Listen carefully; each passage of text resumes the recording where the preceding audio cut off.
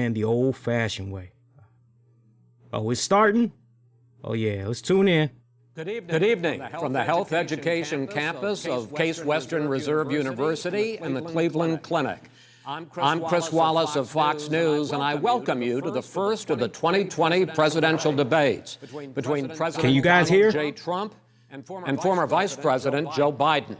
This debate is sponsored Leave a comment. Let me know if you can hear. Presidential debates. The Commission has designed the format, 6 roughly 15-minute segments, with 2-minute answers from each candidate to the first question, then open discussion for the rest of each segment. Both campaigns have agreed to these rules. For the record, I decided the topics and the questions in each topic. I can assure you, none of the questions has been shared with the Commission or the 2 candidates. This debate is being conducted under health and safety protocols designed by the Cleveland Clinic, which is serving as the health security advisor to the Commission for all 4 debates. As a precaution, both campaigns have agreed the candidates will not shake hands at the beginning of tonight's debate. The audience here in the hall has promised to remain silent. No cheers, no boos or other interruptions, so we, and more importantly you, can focus on what the candidates have to say. No noise except right now, as we welcome the Republican nominee, President Trump, and the Democratic nominee, Vice President Biden.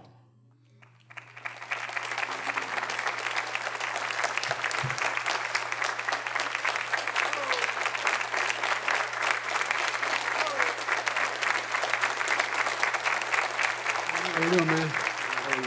I'm well. Did Trump just say, how you doing, man? Gentlemen, a lot of people have been waiting for this night, so let's get going. Our first subject is the Supreme Court. President Trump, you nominated Amy Coney Barrett over the weekend to succeed the late Ruth Bader Ginsburg on the court. You say the Constitution is clear about your obligation and the Senate's to consider a nominee to the court.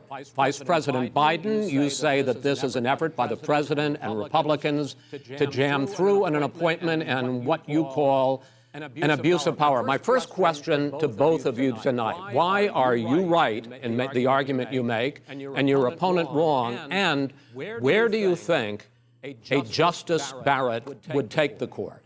President Trump, in this first segment, you go first. 2 minutes. Thank you very much, Chris. I will tell you very simply, we won the election.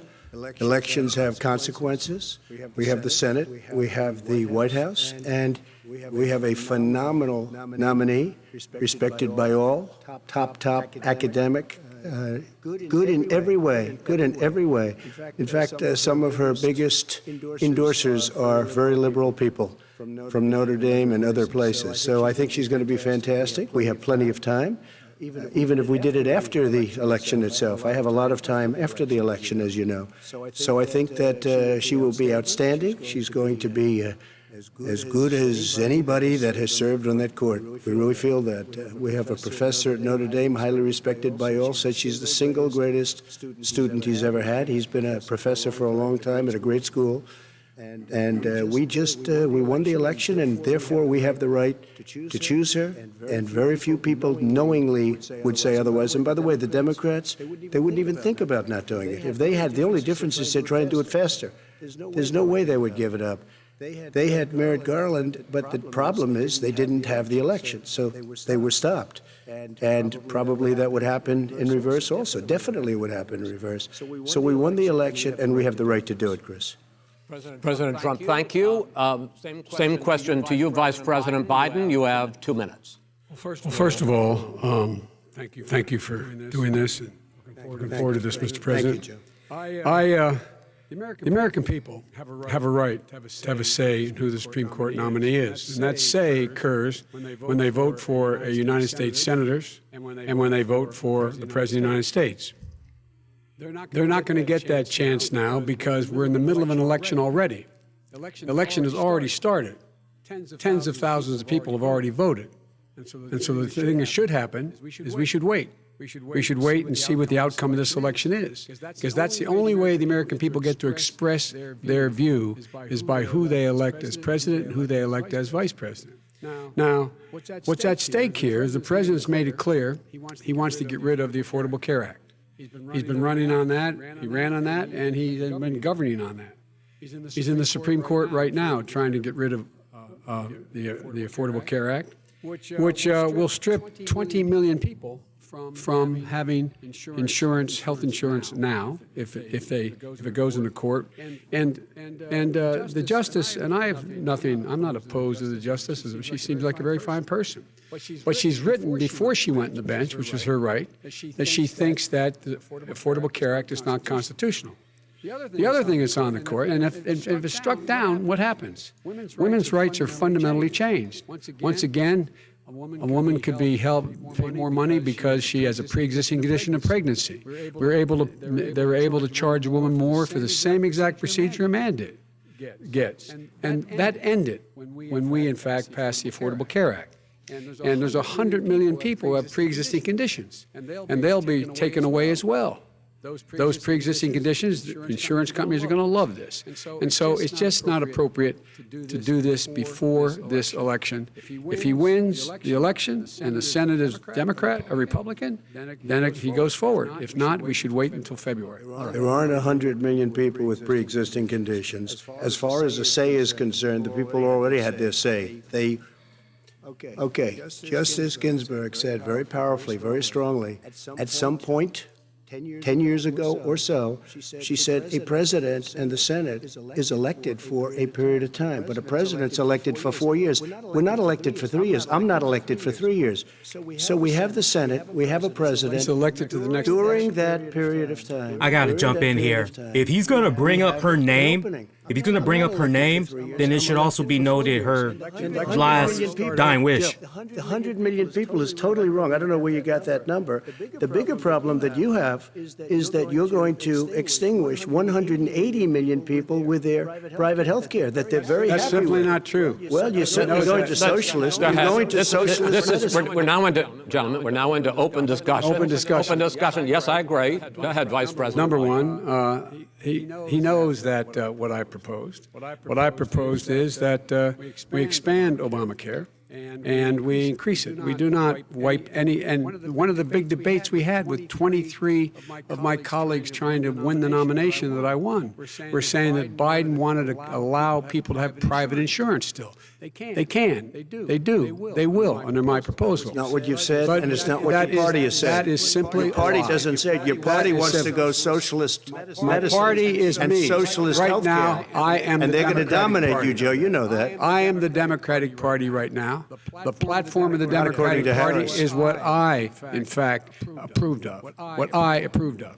Now, here's the deal. The deal is that it's going to wipe out pre-existing conditions. And by the way, the 200,000 people that have died on his watch, how many of those have survived? Well, there's 7 million people that contracted COVID.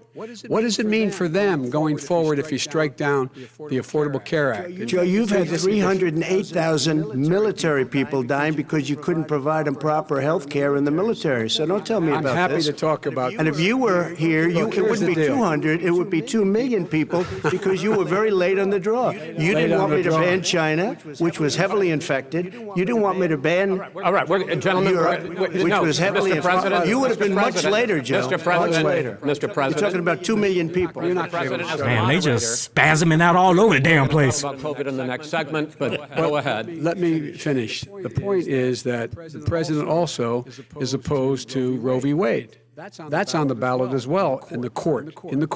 And so that's also at stake right now. And so the election is all You don't know it's begun. on the ballot. Why is it on the ballot?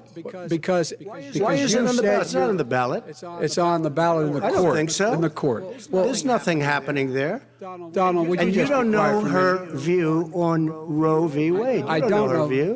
Well, all right. Let's talk. We got a lot to unpack here, gentlemen. We got a lot of time. So, on health care, and then we'll come back to Roe v. Wade. All right. Mr. President, the Supreme Court will hear a case a week after the election in which the Trump administration, along with 18 state attorneys general, are seeking to overturn Obamacare, to end Obamacare. You have spent the last... Because they want to give good health care. If I may ask my question, sir. good health care. Over the last 4 years, you have promised to repeal and replace Obamacare, but you have never in these 4 years come up with a plan, a comprehensive plan to replace Obamacare. Of course I have. Well, I got rid of the individual mandate. Excuse me. I got rid of the individual mandate, which was a big chunk of Obamacare. That is absolutely a big thing. That was the worst part of Obamacare. Chris, that was the worst part of Obamacare. Let me ask my question. Well, I'll ask Joe. The individual mandate was the most unpopular aspect of Obamacare. I got rid of it. And we will protect people with President, I'm the pre-existing moderator of this conditions. debate, and I would like you to let me ask my question, and then you can answer. Go ahead. You, in the course of these 4 years, have never come up with a comprehensive plan to replace Obamacare, and just this last Thursday, you signed a largely symbolic executive order to protect people with pre-existing conditions 5 days before this debate. So my question, sir, is what is the Trump health care plan? Well, first of all, I guess I'm debating you, not him, but that's okay. I'm not surprised. Let me just tell you something, that there's nothing symbolic. I'm cutting drug prices. I'm going with favored nations, which no president has the courage to do because you're going against Big Pharma. Drug prices will be coming down 80 or 90%. You could have done it during your 47-year period in government, but you didn't do it. Nobody's done it. So we're cutting health care. All of the things that we've done, insulin, I give you an example, insulin, it was destroying families, destroying people because I'm getting it for so cheap. It's like water, you want to know the truth. So cheap. Take a look at all of Yeah, the it is drugs, water. what we're doing, prescription drug prices. We're going to allow our Fuck, it is governors now water. to go to other countries to buy drugs because they pay just a tiny fraction. As I say, this is open discussion. No, Let me but ask this you is about, big- this you'll is be happy, big stuff. sir, you'll be happy. I'm about to pick up on one of your points to ask the Vice President, which is he points out that you would like to add a public option to Obamacare. And the argument that he makes and other Republicans make is that that is going to end private insurance and will. I can ask you the question. It will Not what your party says, by the way. It will end private insurance and create a government takeover of health care. It does not. It's only for those people who are so poor they qualify for Medicaid. They can get that free in most states, except governors who want to deny people who are poor Medicaid. Anyone who qualifies for Medicare Medicaid would automatically be enrolled in the public option.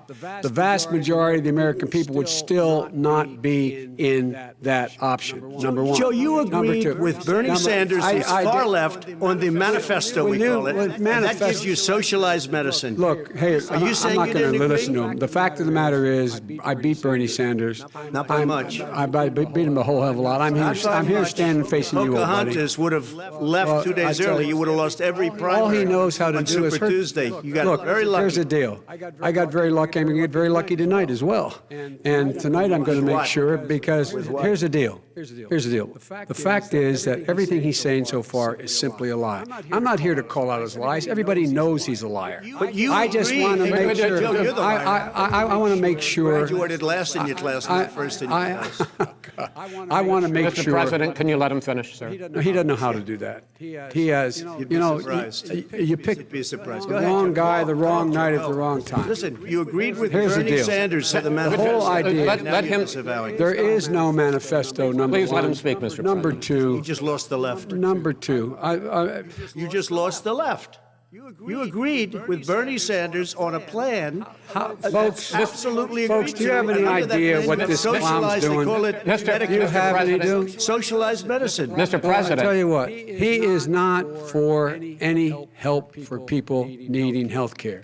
Because he, in fact, already has cost 10 million people their health care that they had from their employers because of his recession. Number one. Number two, there are 20 million people getting health care through Obamacare now that he wants to take it away. He won't ever look you in the eye and say that's what he wants to do. Take it away. No, I want to give them Number better three. health care at a much lower price But- because and by the way, Obamacare he doesn't is know no how. good. He doesn't know how I've to do already that. fixed it. He has never I've offered already a fixed plan. it to an extent. He has never Obamacare, done a as you single might thing. know, but probably don't. Gentlemen, you realize if you're both speaking at the same time, and it's too expensive. let the president. Go ahead, sir. Obamacare is no good. We made it better, and I had a choice to make very early on. We took away the individual mandate. We guarantee pre-existing conditions, but took away the individual mandate. Listen, this is the way it is. And that destroyed, they shouldn't even call it Obamacare. Then I had a choice to make. Do I let my people run it really well or badly? If I run it badly, they'll probably blame him, but they'll blame me. But more importantly, I want to help people, okay? I said, you got to run it so well. And I just had a meeting with them. They said, the problem is no matter how well you run Obamacare, it's a disaster. It's too expensive, premiums are too high, and it doesn't work. So we do want to get rid of it. Chris, we want to get rid of it. I understand it, sir, but I have to give you roughly equal time. Please let the Vice President talk. Good. He has no plan for health care. Of course we do. He sends out wishful thinking. He has executive orders that have no power. He hasn't lowered drug costs for anybody. He's been promising a health care plan since he got elected. He has none, like almost everything else he talks about. He does not have a plan. He doesn't have a plan. And the fact is, this man doesn't know what he's talking about. All right, I have one final question for you, Sure. Mr. Vice President. If Senate Republicans, we were talking originally about the Supreme Court here, if Senate Republicans go ahead and confirm Justice Barrett, there has been talk about ending the filibuster or even packing the court, adding to the 9 justices there. You call this a distraction by the president, but in fact it wasn't brought up by the president. It was brought up by some of your Democratic colleagues in the Congress. So my question to you is, you have refused in the past to talk about it. Are you willing to tell the American people tonight whether or not you will support either ending the filibuster or packing the court? Whatever position I take on that, that'll become the issue. The issue is the American people should speak. You should go out and vote. You're in voting now. Vote and let your senators know how strongly you feel. Vote now.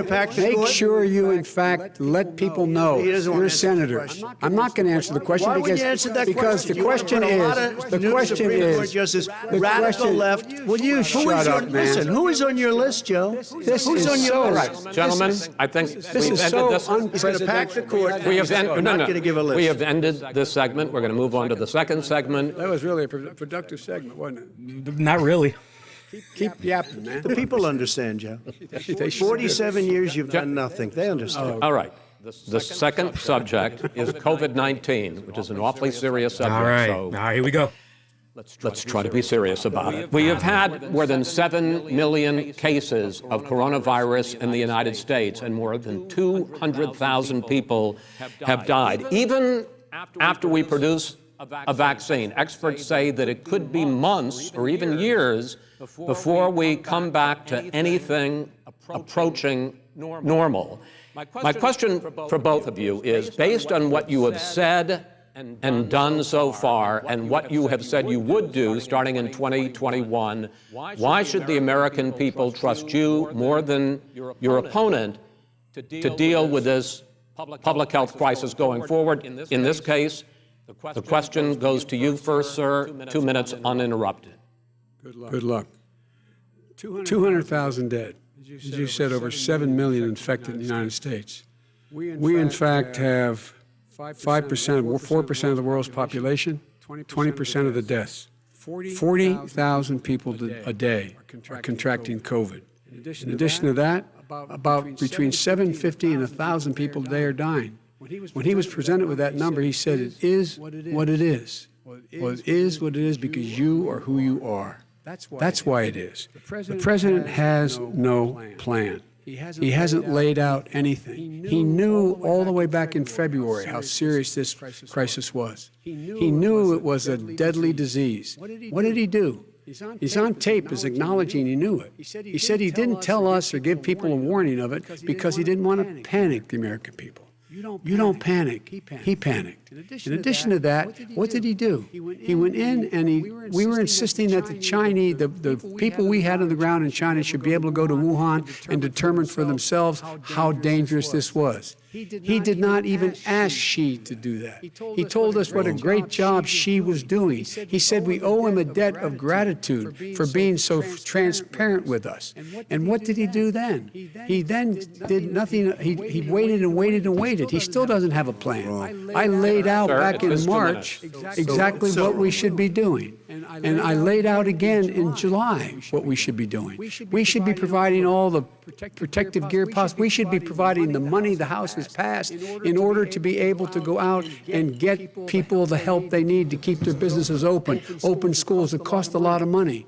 You should get out of your bunker and get out of the sand trap and get in your golf course and go in the Oval Office and bring together the Democrats and Republicans and fund what needs to be done now to save lives. So if we would have listened to you... You have 2 minutes, sir. If we would have listened to you, the country would have been left wide open. Millions of people would have died, not 200,000, and one person is too much. It's China's fault. It should have never happened. They stopped it from going in, but it was China's fault. And by the way, when you talk about numbers, you don't know how many people died in China. You don't know how many people died in Russia. You don't know how many people died in India. They don't exactly give you a straight count, just so you understand. But if you look at what we've done, I closed it, and you said he's xenophobic. He's a racist, and he's xenophobic because you didn't think I should have closed our country. Wait a minute. It says 2 minutes. You didn't think we should have closed our country because you thought it was terrible. You wouldn't have closed it for another 2 months. By my doing it early, in fact, Dr. Fauci said President Trump saved thousands of lives. Many of you Democrat governors said President Trump did a phenomenal job. We worked with the governor. Oh, really? Go take a look. The governors said I did a phenomenal job. Most of them said that. In fact, people that would not be necessarily on my side said that. President Trump did a phenomenal job. We did. We got the gowns. We got the masks. We made the ventilators. You wouldn't have made ventilators. And now we're weeks away from a vaccine. We're doing therapeutics already. Fewer people are dying when they get sick. Far fewer people are dying. We've done a great job. The only thing I haven't done a good job, and that's because of the fake news. No matter what you say to them, they give you bad press on it. It's just fake news. They give you good press. They give me bad press because that's the way it is, unfortunately. But let me just tell you something. I don't care. I've gotten used to it. But I'll tell you, Joe, you could never have done the job that we did. You don't have it in your blood. You could have never done that job. I know how to do the job. I know how to get the job Well, you didn't do very well in swine flu. H1N1, you were a disaster. Your own chief of staff said you were a disaster. 14,000 people died, not 200,000. There was no economic recession. Sir, you made a There was no recession. You made a point. Let him answer. And there was we didn't shut down the economy. This is his economy he's shut down. The reason it's shut down is because, look, you folks at home, how many of you got up this morning and had an empty chair at the kitchen table because someone died of COVID? How many of you were in a situation where you lost your mom or dad and you couldn't even speak to them? You had a nurse holding a phone up so you could, in fact, say goodbye. You would have lost far more people. Far more people. You would have been. And by the way, his own CDC director says we could lose as many as another 200,000 people between now and the end of the year. And he held up. He said, if we just wear a mask, we can save half those numbers. Just a mask. And by the way, in terms of the whole notion of a vaccine. We're for a vaccine, but I don't trust him at all, nor do you. I know you don't. What we trust is a scientist. You don't trust Dr. Fauci. Johnson, Pfizer. Okay, by the way, gentlemen, let me move on to questions about the future, because you both have touched on two of the questions I'm going to ask. Focusing on the future first, President Trump, you have repeatedly either contradicted or been at odds with some of your government's own top scientists. The week before last, the head of the Centers for Disease Control, Dr. Redfield, said it would be summer before the vaccine would become generally available to the public. You said that he was confused and mistaken. Those were your two words.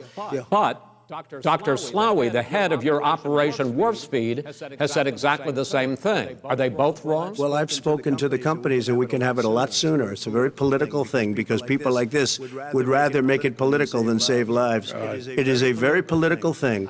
I've spoken to Pfizer. I've spoken to all of the people that you have to speak to. We have great Moderna, Johnson & Johnson, and others. They can go faster than that by a lot. Become very political, because the left, or I don't know if I call them left, I don't know what I call them. The head of your Operation Warp Speed, Dr. Slaoui? I disagree with him. No, I disagree with both of them. And he didn't say that. He said it could be there, but it could also be much sooner. I had him in my office 2 days ago. He talked about the summer, sir, before it's generally available. He said it's a possibility that we'll have the answer before November 1st. It could also be after when it's that. Generally available. Well, we're going to deliver it right away. We have the military all set up logistically. They're all set set up. We have our military that delivers soldiers, and they can do 200,000 a day. They're going to be This is the same man It's who all told set you up. by Easter this would be gone away. By the warm weather, it'd be gone. Miraculous, like a miracle. And by the way, maybe you could inject some bleach in your arm, and that would take care of it. This is the That same was man. said sarcastically, That was you him. know that. That was said sarcastically. And so here's the deal. This man is talking about a vaccine.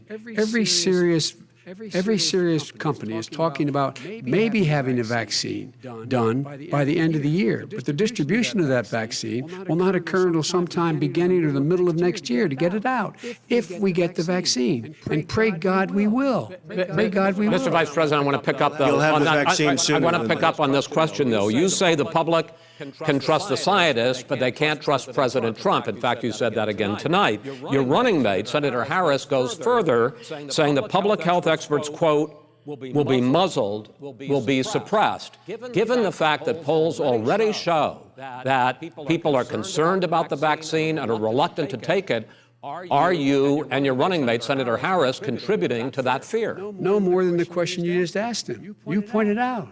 He puts pressure and disagrees with his own scientists. But you're saying Everybody you can't, knows. or Senator And- Harris is saying no, you can't trust the scientists. No, you can trust the scientists. She didn't say that. You can't trust She said the public health Did say experts, that. quote, will be muzzled, will be suppressed. Well, that's what he's going to try to do. But there's millions of scientists, there's thousands of scientists out there, like here at this great hospital, that don't work for him. Their job doesn't depend on him. That's not. They're the people. And by the way, Spoke to the in fact, scientists that are in charge. By the way, They will have the vaccine very soon. Let him finish. do you believe for a moment what he's telling you in light of all the lies he's told you about the whole issue relating to COVID? He still hasn't even acknowledged that he knew this was happening, knew how dangerous it was going to be back in February, and he didn't even tell you. He's on record as saying it. He panicked or he just looked at the stock market, one of the two, because guess what? A lot of people died. And a lot more are going to die unless he gets a lot smarter, a lot quicker. Mr. President? Did you use the word smart? So you said you went to Delaware State, but you forgot the name of your college. You didn't go to Delaware State. You graduated either the lowest or almost the lowest in your class. Don't ever use the word smart with me. Because you know what? There's nothing smart about you, Joe. 47 years. Let's have this debate. And if you would have had, let me just tell you something, Joe. If you would have had the charge of what I was put through, I had to close the greatest economy in the history of our country. And by the way, now it's being built again. And We're it's going to going get up to the fast. economy in the next segment, sir. Okay. It's going up fast. Okay. Look forward to it. When it comes to how the virus has been handled so far, the two of you have taken very different approaches, and this is going to affect how the virus is handled going forward by whichever of you ends up becoming the next president. I want to quickly go through several of those. Reopenings. Vice President Biden, you have been much more reluctant than President Trump about reopening the economy and schools. Why, sir? Because he doesn't have a plan. If I were running, I'd know what the plan is. You've got to provide these businesses the ability to have the money to be able to reopen with the PPE as well as with the sanitation they need. You have to Tell provide that to them Nancy plastic. Pelosi. Well, he's just shush for a minute. Tell it to Nancy Pelosi. And Schumer, by the Brian way, Chuck. Nancy Pelosi and Schumer, they have a plan. He won't even meet with them. The Republicans won't meet with them in the Senate. And he sits on his golf course. I mean, literally, think about it. You probably play Think more than about I it. do, Joe. What about this question of reopenings and the fact Well, he wants to shut down this country. And I want to keep it open. And we did a great thing by shutting it down. Wait a minute, Joe. Let me shut you down for a second, Joe, just for 1 second. He wants to shut down the country. We just went through it. We had to because we didn't know anything about the disease. Now we found that elderly people with heart problems and diabetes and different problems are very, very vulnerable. We learned a lot. Young children aren't. Even younger people aren't. We've learned a lot. But he wants to shut it down. More people will be hurt by continuing. If you look at Pennsylvania, if you look at certain states that have been shut down, they have Democrat governors all. One of the reasons they're shut down is because they want to keep it shut down until after the election on November 3rd. I want to move on to another because subject. it's a I want to move political on to another I gotta subject. respond. But those states are not doing well that are shut down right gotta now. respond to that. President Wants to shut Trump, down the you whole have country. begun to increasingly question the effectiveness of masks as a disease preventer. And in fact, recently you have cited the issue of waiters touching their masks and touching plates. Are you questioning No, I think the masks efficacy are of okay. masks? You have to understand, if you look, I mean, I have a mask right here. I put a mask on, when I think I need it. Tonight, as an example, everybody's had a test, and you've had social distancing and all of the things that you have to, but I wear masks when needed. When needed, I wear masks. Okay, let me ask. I don't wear masks like him. Every time you see him, he's got a mask. He could be speaking 200 feet away from it. He shows up with the biggest mask I've ever seen. I will say this. Vice President Biden, go ahead, sir. Look, the way to open businesses is give them the wherewithal to be able to open. We provided money. But I was asking you, sir, about masks. Yeah, masks. Masks make a big difference. His own head of the CDC said if we just wore masks between now, if everybody wore masks in social distance between now and January, we'd probably save up to 100,000 lives. It matters. And they've also said the opposite. They've also said no serious person said the opposite. No serious Dr. Fauci. Dr. Fauci said the opposite. I want to ask you, we got a little bit more than a minute left in this masks segment. Masks are not good. Then he changed his mind. He said masks good. I'm okay with masks. I want to ask you both masks. about one last subject, because your different approaches has even affected the way that you have campaigned. President Trump, you're holding large rallies with crowds packed together, thousands of people. Outside, yes, sir, agreed. Vice President Biden, you are holding much smaller events with... Because nobody will show up. People with... It's true. Nobody shows up to his rallies. All right. In any case, why you holding the big rallies? Why you not? You go first, sir. Because people want to hear what I have to say. I mean, But are you not worried about it spreading the Shouldn't they and come? 35,000 people show up at airports. We use airports. Are you for not hangars. worried about We the have a disease lot of issues, people. sir? Well, so far, we have had no problem whatsoever. It's outside. That's a big difference, according to the experts. And we do them outside. We have tremendous crowds, as you see. I mean, and literally on 24 hours notice. And Joe does the circles and has 3 people someplace. Okay. By the way, did you just crowds. did one of the last big rallies he had, and a reporter came up to him to ask him a question. He said, no, stand back. Put on your mask. Put on a mask. Have you been tested? I'm way far away from those other people.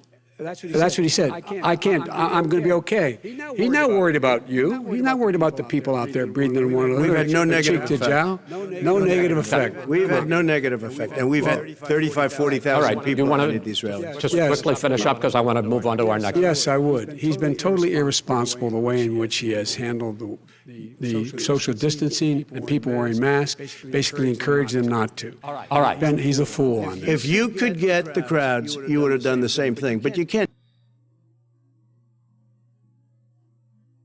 It's not me, guys. It's loading Nobody. up. As they had expected. President Trump, you say we are in a V-shaped recovery. Vice President Biden, you say it's more of a K-shape. What difference does that mean to the American people in terms of the economy? President Trump, in this segment, you go first. So we built the greatest economy in history. We closed it down because of the China plague. When the plague came in, we closed it down, which was very hard psychologically to do. He didn't think we should close it down, and he was wrong. And again, 2 million people would be dead now. Instead of still 204,000 people is too much. One person is too much. Should have never happened from China. But what happened is we closed it down, and now we're reopening, and we're doing record business. We had 10.4 million people in a 4-month period that we've put back into the workforce. That's a record the likes of which nobody's ever seen before. And he wants to close down he will shut it down again. He will destroy this country. You know, a lot of people, between drugs and alcohol and depression, when you start shutting it down, you take a look at what's happening at some of your Democrat-run states where they have these tough shutdowns. And I'm telling you, it's because they don't want to open it. One of them came out last week. You saw that. We're going to open up on November 9th. Why November 9th? Because it's after the election. They think they're hurting us by keeping them closed. They're hurting people. People know what to do. They can social distance, they can wash their hands, they can wear masks, they can do whatever they want. But they got to open these states up. When you look at North Carolina, and these governors are under siege, Pennsylvania, Michigan, and a couple of others, you got to open these states up. It's not fair. You're talking about almost it's like being in prison. And you look at what's going on with divorce, look at what's going on with alcoholism and drugs. It's a very, very sad thing. And he'll close down the whole country. This guy will close down the whole country and destroy our country. Our country is coming back incredibly well, setting records as it does it. We don't need somebody to come in and say, let's shut it down. All right. Your 2 minutes, sir. We're now moved to you. As I said, posing the question, the president says it's a V-shaped recovery. You say it's a K-shaped recovery. What's the difference? The difference is millionaires and billionaires like him in the middle of the COVID crisis have done very well. Another billionaires have made another $300 billion because of his profligate tax proposal, and he only focused on the market. But you folks at home, you folks living in Scranton and Claymont and all the small towns and working class towns in America, how well are you doing? This guy paid a total of $750 in taxes. Sir, wait, no. Sir, it's his turn. Shots fired! Shots fired! 2 minutes, so please let him have it. Do I get my time back?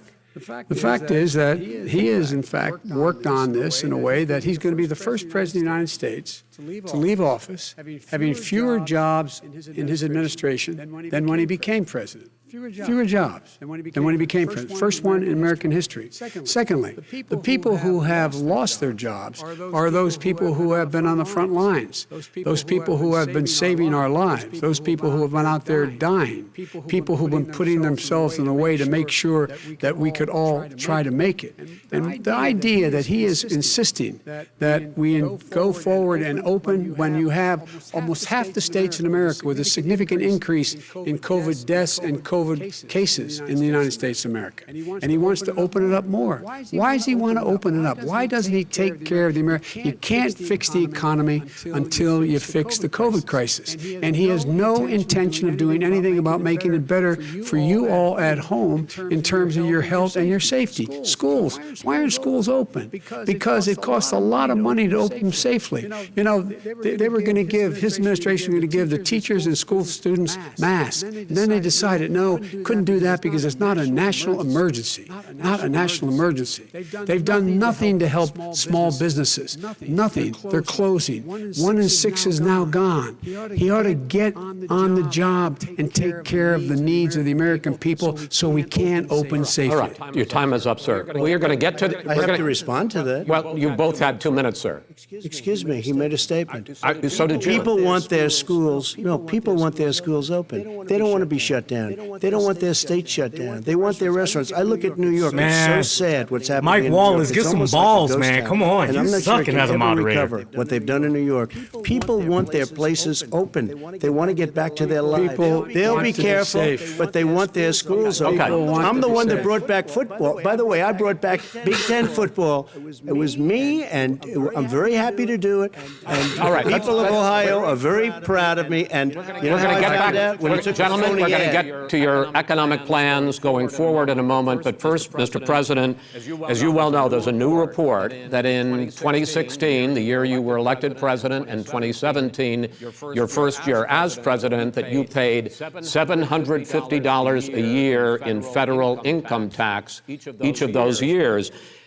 I know that you pay a lot of other taxes, but I'm asking you the specific question. Is it true that you paid $750 in federal income taxes each of those 2 years? I paid millions of dollars in taxes, millions That's of not the dollars question. of income tax. And let me just tell you, there was a story in one of the papers. I paid $38 million 1 year. I paid $27 million Show us your tax 1 year. returns. I went, you'll see it as soon as it's finished. You'll see it. You know, if you want to go to the Board of Elections. There's a 118-page or so report that says everything I have, every bank I have, I'm totally under-leveraged because the assets are extremely good, and we have a very, I built a great I'm asking company. you a specific question, which is... let me tell you. I understand all of that. Release your I tax understand return. all of that. But let me- No, Mr. President, Go ahead. I'm asking you a question. Will you tell us how much you paid in federal income taxes in 2016 and 2017? Millions of dollars. You paid millions of dollars? Millions of dollars. So not 750? Millions of dollars, and you'll get to see it. And you'll get to see it. But let me just tell you, Chris, let me just tell you something, that it was the tax laws. I don't want to pay tax. Before I came here, I was a private developer. I was a private business people. Like every other private person, unless they're stupid, they go through the laws, and that's what it is. He passed a tax bill that gave us all these privileges for depreciation and for tax credits. We built a building and we get tax credits, like the hotel on Pennsylvania Avenue. You get a massive, which, by the way, was given to me by the Obama administration, if you can believe that. Now, the man got fired right after that happened. But Vice President Biden, you want to respond? Yeah, I do want to respond. Look, the tax code that made him, put him in a position that he pays less tax than a school teacher makes on the money a school teacher makes is because of him he says he's smart because he can take advantage of the tax code. And he does take advantage of the tax code. That's why I'm going to eliminate the Trump tax cuts. And I'm going to eliminate those tax cuts and make sure that we invest in the people who, in fact, need the help. People out there need help. But why didn't you do it over the last 25 years? Because you weren't president.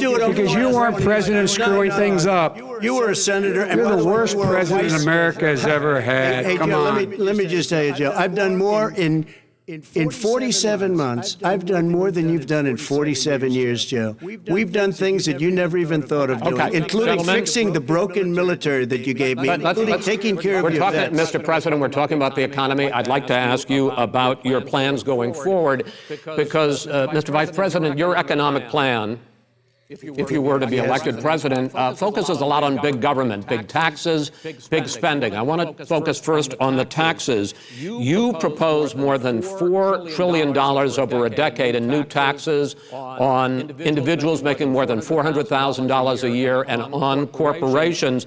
President Trump says that kind of an increase in taxes is going to hurt the economy as it's just coming out of a recession. Well, just take a look at what the analysis done by Wall Street firms. Points out that my economic plan would create 7 million more jobs than his in 4 years, number one. And number two, it would create an additional $1 trillion in economic growth, because it would be about buying American. That we're going to make the federal government spend $600 billion a year on everything from ships to steel to buildings and the like. And under my proposal, we're going to make sure that every penny of that has to be made by a company. But respectfully, sir, I'm talking about taxes, not spending. By the way, I'm going to eliminate a significant number of the tax. I'm going to make the corporate tax 28%. You're fumbling, Joe. 21%. You have 91 companies, in the Fortune 500 who don't pay a single penny in tax, making billions of dollars. Why didn't you do it billions before when you were vice president with Obama? Because you, in fact, passed that. That was your tax proposal. I got it done, and you know what happened? You got it done. Our economy boomed like it's never boomed. The economy is busted. Let me finish. Mr. President, let me pick up on that. You would continue your free market approach, lower taxes, more deregulation, correct? Not lower taxes for American people. But in Obama's, you talk about the economy booming, it turns out that in Obama's final 3 years as president, more jobs were created, 1.5 million more jobs than in the first 3 years of your presidency. They had the slowest recovery economic recovery since 1929. It was the slowest recovery. Also, they took over something that was down here. All you had to do is turn on the lights and you pick up a lot. But they had the slowest economic recovery since 1929. Let me tell you about the stock market. When the stock market goes up, that means jobs. It also means 401ks. If you got in, if you ever became president with your ideas, you want to terminate my taxes, I'll tell you what, you'll lose half of the companies that have poured in here will leave, and plenty of companies that are already here, they'll leave for other places. They will leave, and you will have a depression the likes of which you've never seen. Look, we inherited the worst recession short of a depression in American history. I was asked to bring it back. We were able to have an economic recovery that created the jobs you're talking about. We handed him a booming economy. He blew it. It wasn't booming. He blew it. It wasn't booming. It was the weakest recovery since 1929. Is it fair to say he blew it when, in fact, when there was record low unemployment before COVID? Yeah, but because what he did, even before COVID, manufacturing went in the hole. Manufacturing went in the hole. Excuse me, number one. Chris. Wait. Number two. Chris. Number three. They said it would take. No, you're number two. No. Chris, they said it would take a miracle to bring back manufacturing. I brought back 700,000 jobs. They brought back nothing. They gave up on manufacturing. Part of my standard fare. I'm the guy He that brought totally back gave the up on automobile industry.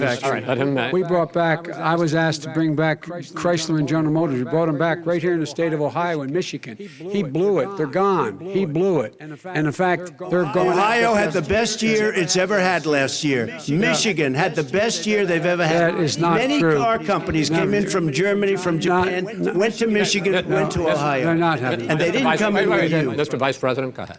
And so you take a look at what he's actually done. He's done very little. His trade deals are the same way. He talks about these great trade deals. You know, he talks about the art of the deal. China's perfected the art of the steal. We have a higher deficit with China now than we did before. We have the highest trade deficit China with ate Mexico. your lunch. All right, gentlemen, 18%. China ate your lunch, Joe. And no wonder your son goes in and he takes out. He takes out billions of dollars. Takes out billions of dollars to manage. He makes millions of dollars.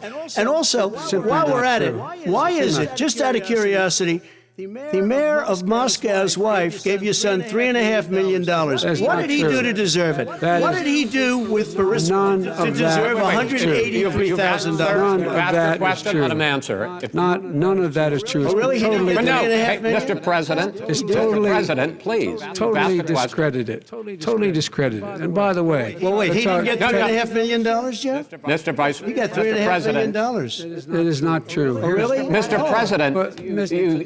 it's an open discussion, please. Now, It's a fact. Well, There you is have not. raised an issue. Let the Vice President answer. Discredited. Did There was a Burisma pay him report. $183,000 a month? The man With speak. no experience in energy? Will you stifle? President, My son did Will nothing you wrong at stifle? Burisma. I think he did. and Mr. the only President, guy that let did him something- answer. He doesn't want to let me answer because he knows I have the truth. His position has been totally, thoroughly discredited. By who? in The media? By everybody. Well, by the media, by our because they refuse to allies, by talk the about it World because they're Bank, embarrassed. by everyone has discredited. Matter of fact, even the people who President, please stop. testified under ooth. So let me ask you this, Joe. No, go ahead, Mr. I'm listening to you. People under, He got $3.5 million from Moscow.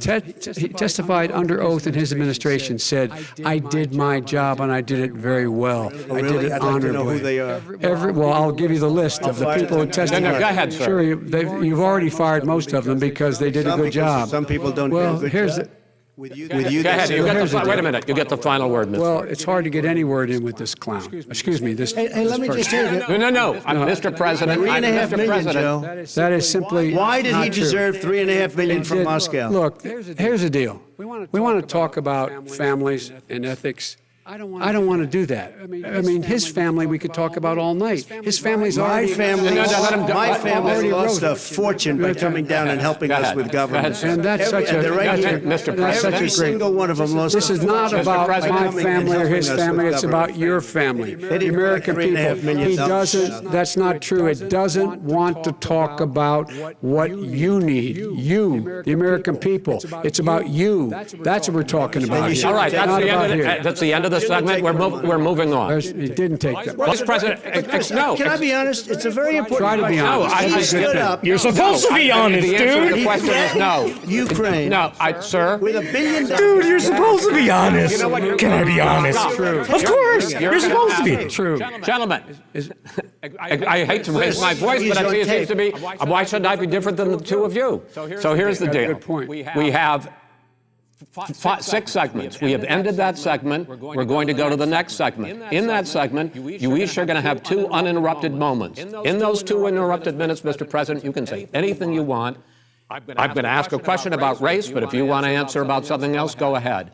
But I think that the country would be better served if we allowed both people to speak with fewer interruptions. I'm appealing to you, sir, to do that. Well, and him too. Well, frankly, you've been doing more interrupting Well, that's than he all right, has. but he does plenty. Well, less than, sir, less than, plenty. no, less than you have. Let's please continue on. But he has more bubble gum than me. Vice President Biden, you say that President Trump's response to the violence in Charlottesville 3 years ago, when he talked about very fine people on both sides, was what directly led you to launch this run for president. Oh, yeah, sure.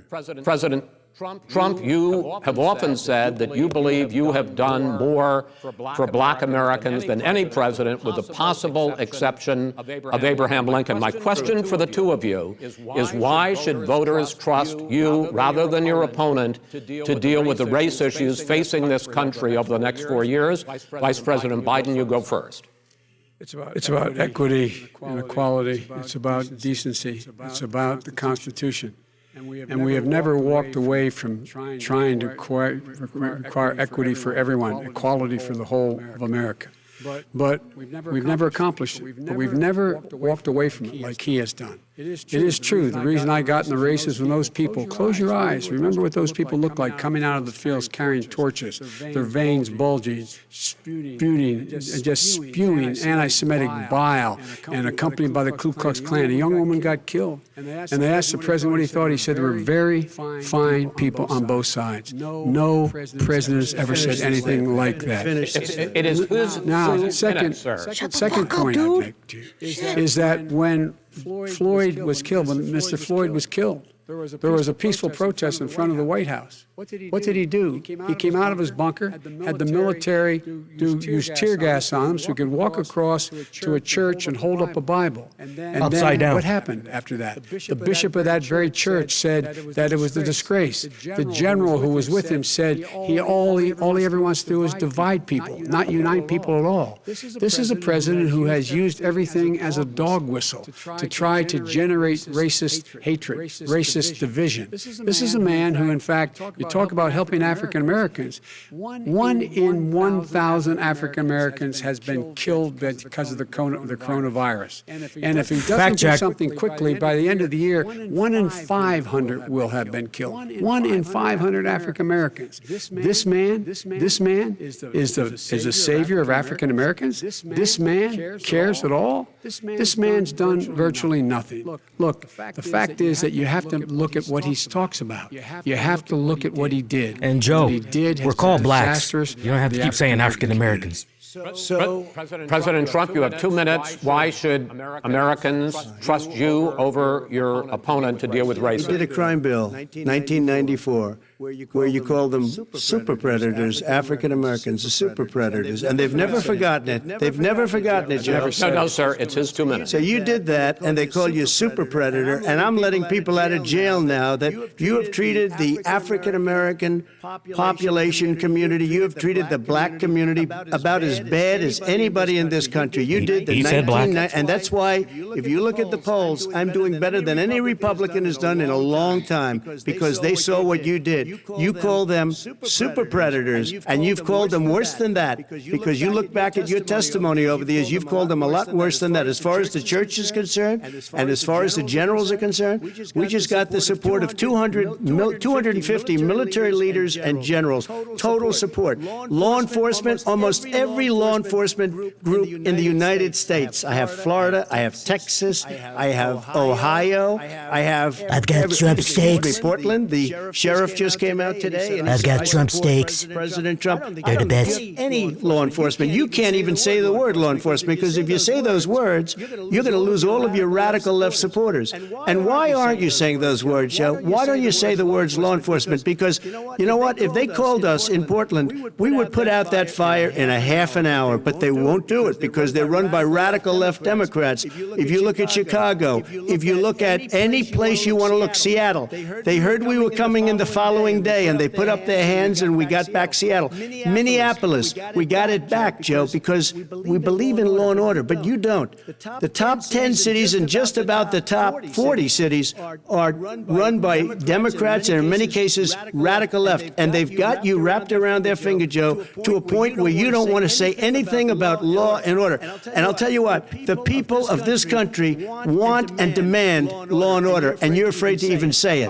All right. I want to return to the question of race. Vice President Biden, after the grand jury in the Breonna Taylor case decided not to charge any of the police with homicide, you said it raises the question, quote, whether justice could be equally applied in America. Do you believe that there is a separate but unequal system of justice for blacks in this country? Yes, there is. There's systemic injustice in this country, in education and work and in law enforcement and the way in which it's enforced. But look, the vast majority of police officers are good, decent, honorable men and women. They risk their lives every day to take care of us. But there are some bad apples, and when they occur, when they find them, they have to be sorted out. They have to be held accountable. They have to be held accountable. And what I'm going to do as President of the United States is call together an entire group of people at the White House, well, everything from the civil rights groups to the police officers, to the police chiefs, and we're going to work this out. We're going to work this out so we change the way in which we have more transparency in when these things happen. These cops aren't happy to see what happened to George Floyd. These cops aren't happy to see what happened to Breonna Taylor. Most don't like it, but we have to have a system where people are held accountable. And by the way, violence in response is never appropriate. Never appropriate. Peaceful protest is. Violence is never appropriate. All right, What is peaceful protest? When they run through the middle of the town and burn down your stores and kill people all over the place, that and you is say not peaceful peaceful protest? No, it's I'm not not, asking- but you say it is. President Trump, I'd like to continue with the issue of race. I promise we're going to get to the issue of law and order in a moment. This month, your administration directed federal agencies to end racial sensitivity training that addresses white privilege or critical race theory. Why did you decide to do that, to end racial sensitivity training? And do you believe that there is systemic racism in this country, sir? I ended it because it's racist. I ended it because a lot of people were complaining that they were asked to do things that were absolutely insane, that it was a radical revolution that was taking place in our military, in our schools, all over the place, and you know it, and so does everybody else, and he would know. What is it was radical totally about racist. racial sensitivity training? If you were a certain person, you had no status in life. It was sort of a reversal. And if you look at the people, we were paying people hundreds of thousands of dollars to teach very bad ideas and frankly very sick ideas. And really, they were teaching people to hate our country. And I'm not going to do that. I'm not going to allow that to happen. We have to go back to the core values of this country. They were teaching people that our country is a horrible place, it's a racist place, and they were teaching people to hate our country. And I'm not going to allow that to happen. Vice President Biden? Nobody's doing that. He's racist. You just don't. Here's the deal. I know a lot more about You this don't. than he does. Let him finish. The fact is that there is racial insensitivity. People have to be made aware of what other people feel like, what insults them, what is demeaning to them. It's important that people know they don't want to. Many people don't want to hurt other people's feelings, but it makes a big difference. It makes a gigantic difference in the way a child is able to grow up and have a sense of self-esteem. It's a little bit like how this guy and his friends look down on so many people. They look down their nose on people like Irish Catholics like me and grew up in Scranton. They look down on people who don't have money. They look down on people who are of a different faith. They look down on people who are a different color. In fact, we're all Americans. The only way we're going to bring this country together is bring everybody together. There's nothing we cannot do if we do it together. We can take this on and we can defeat racism in America. President Trump, sir. During the Obama-Biden administration, there was tremendous division. There was hatred. You look at Ferguson, you look at You go to many places. Look at Oakland. Look what happened in Oakland. Look what happened in Baltimore. Look what happened. Frankly, it was more violent than what I'm even seeing now. But the reason is that the Democrats that run these cities don't want to talk like you about law and order. And you still haven't mentioned. Are you in favor of law and order? I'm in favor of law. You follow. Are you in favor of law and order? Go ahead. You asked a question, let him finish. Law and order. Law and order. Let him. Law and order with justice, where people get treated fairly. And the fact of the matter is, violent crime went down 17%, 15% in our administration. All right. It's gone up on his watch. Went down much more. He had. All right, we're not. Mr. President, you're going to. Mr. President, every record in the book. Mr. President, you're going to be very happy because we're now going to talk about law and order. Places we had trouble were Democratic-run cities. That's exactly my question. There has been a dramatic increase in homicides in America this summer particularly, and you often blame that on Democratic mayors and Democratic governors, but in fact there have been equivalent spikes in Republican-led cities like Tulsa and Fort Worth. So the question is this really a party issue?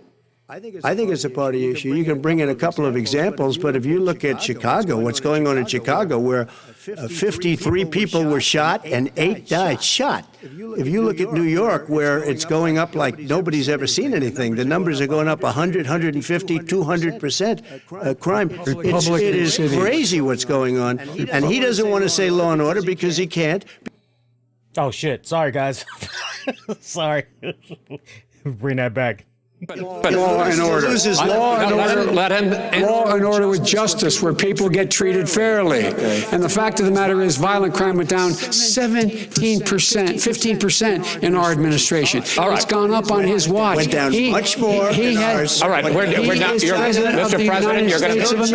Mr. President, every record in the book. Mr. President, you're going to be very happy because we're now going to talk about law and order. Places we had trouble were Democratic-run cities. That's exactly my question. There has been a dramatic increase in homicides in America this summer particularly, and you often blame that on Democratic mayors and Democratic governors, but in fact there have been equivalent spikes in Republican-led cities like Tulsa and Fort Worth. So the question is this really a party issue? I think it's a party issue. You can bring in a couple of examples, but if you look at Chicago, what's going on in Chicago, where 53 people were shot and 8 died shot. If you look at New York, where it's going up like nobody's ever seen anything, the numbers are going up 100, 150, 200% crime. It is crazy what's going on.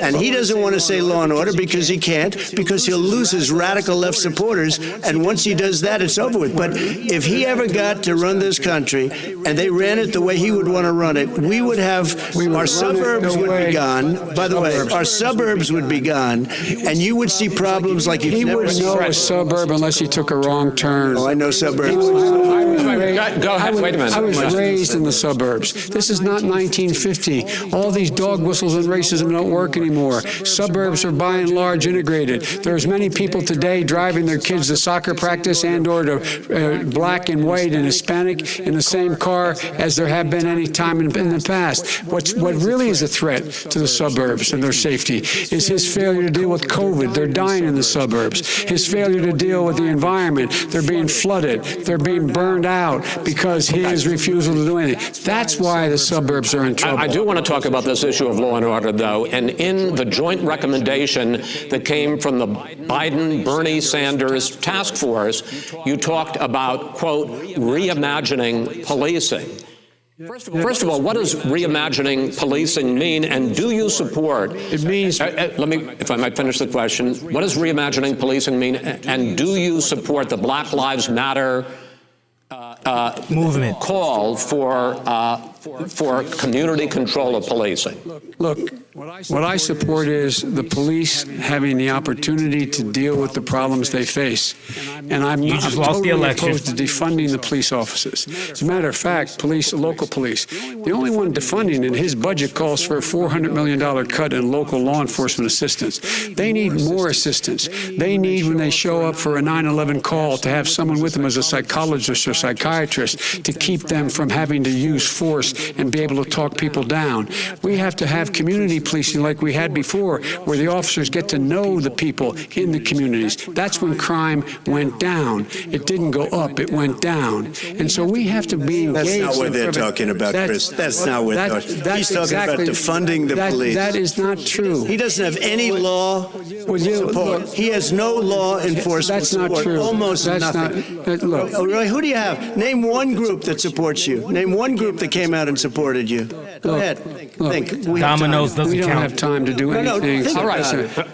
Name one law enforcement group that came out and I supported think, gentlemen, you. I think I'm going to take back the There moderator's aren't. I don't role, think there are any. and I want to get to another subject, which is the issue of protests in many cities that have turned violent. In Portland, Oregon, especially, we had more than 100 straight days of protests, which I think you would agree. You talk about peaceful protests. Many of those turned into riots. Mr. Vice President, you say that people who commit crimes should be held accountable. The question I have, though, is, as the Democratic nominee, and earlier tonight you said that you are the Democratic Party right now, have you ever called the Democratic mayor of Portland or the Democratic governor of Oregon and said, hey, you got to stop this, bring in the National Guard, do whatever it takes, but you stop the days and months of violence in Portland? I don't hold public office now. I am a former vice president. I've made it clear. I've made it clear in my public statements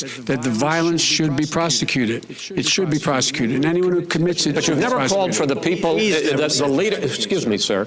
You had never called for the leaders in Portland and in Oregon to bring in the National Guard and knock off 100 days of riots. They can, in fact, take care of it if he just stay out of the way. Look, here, really?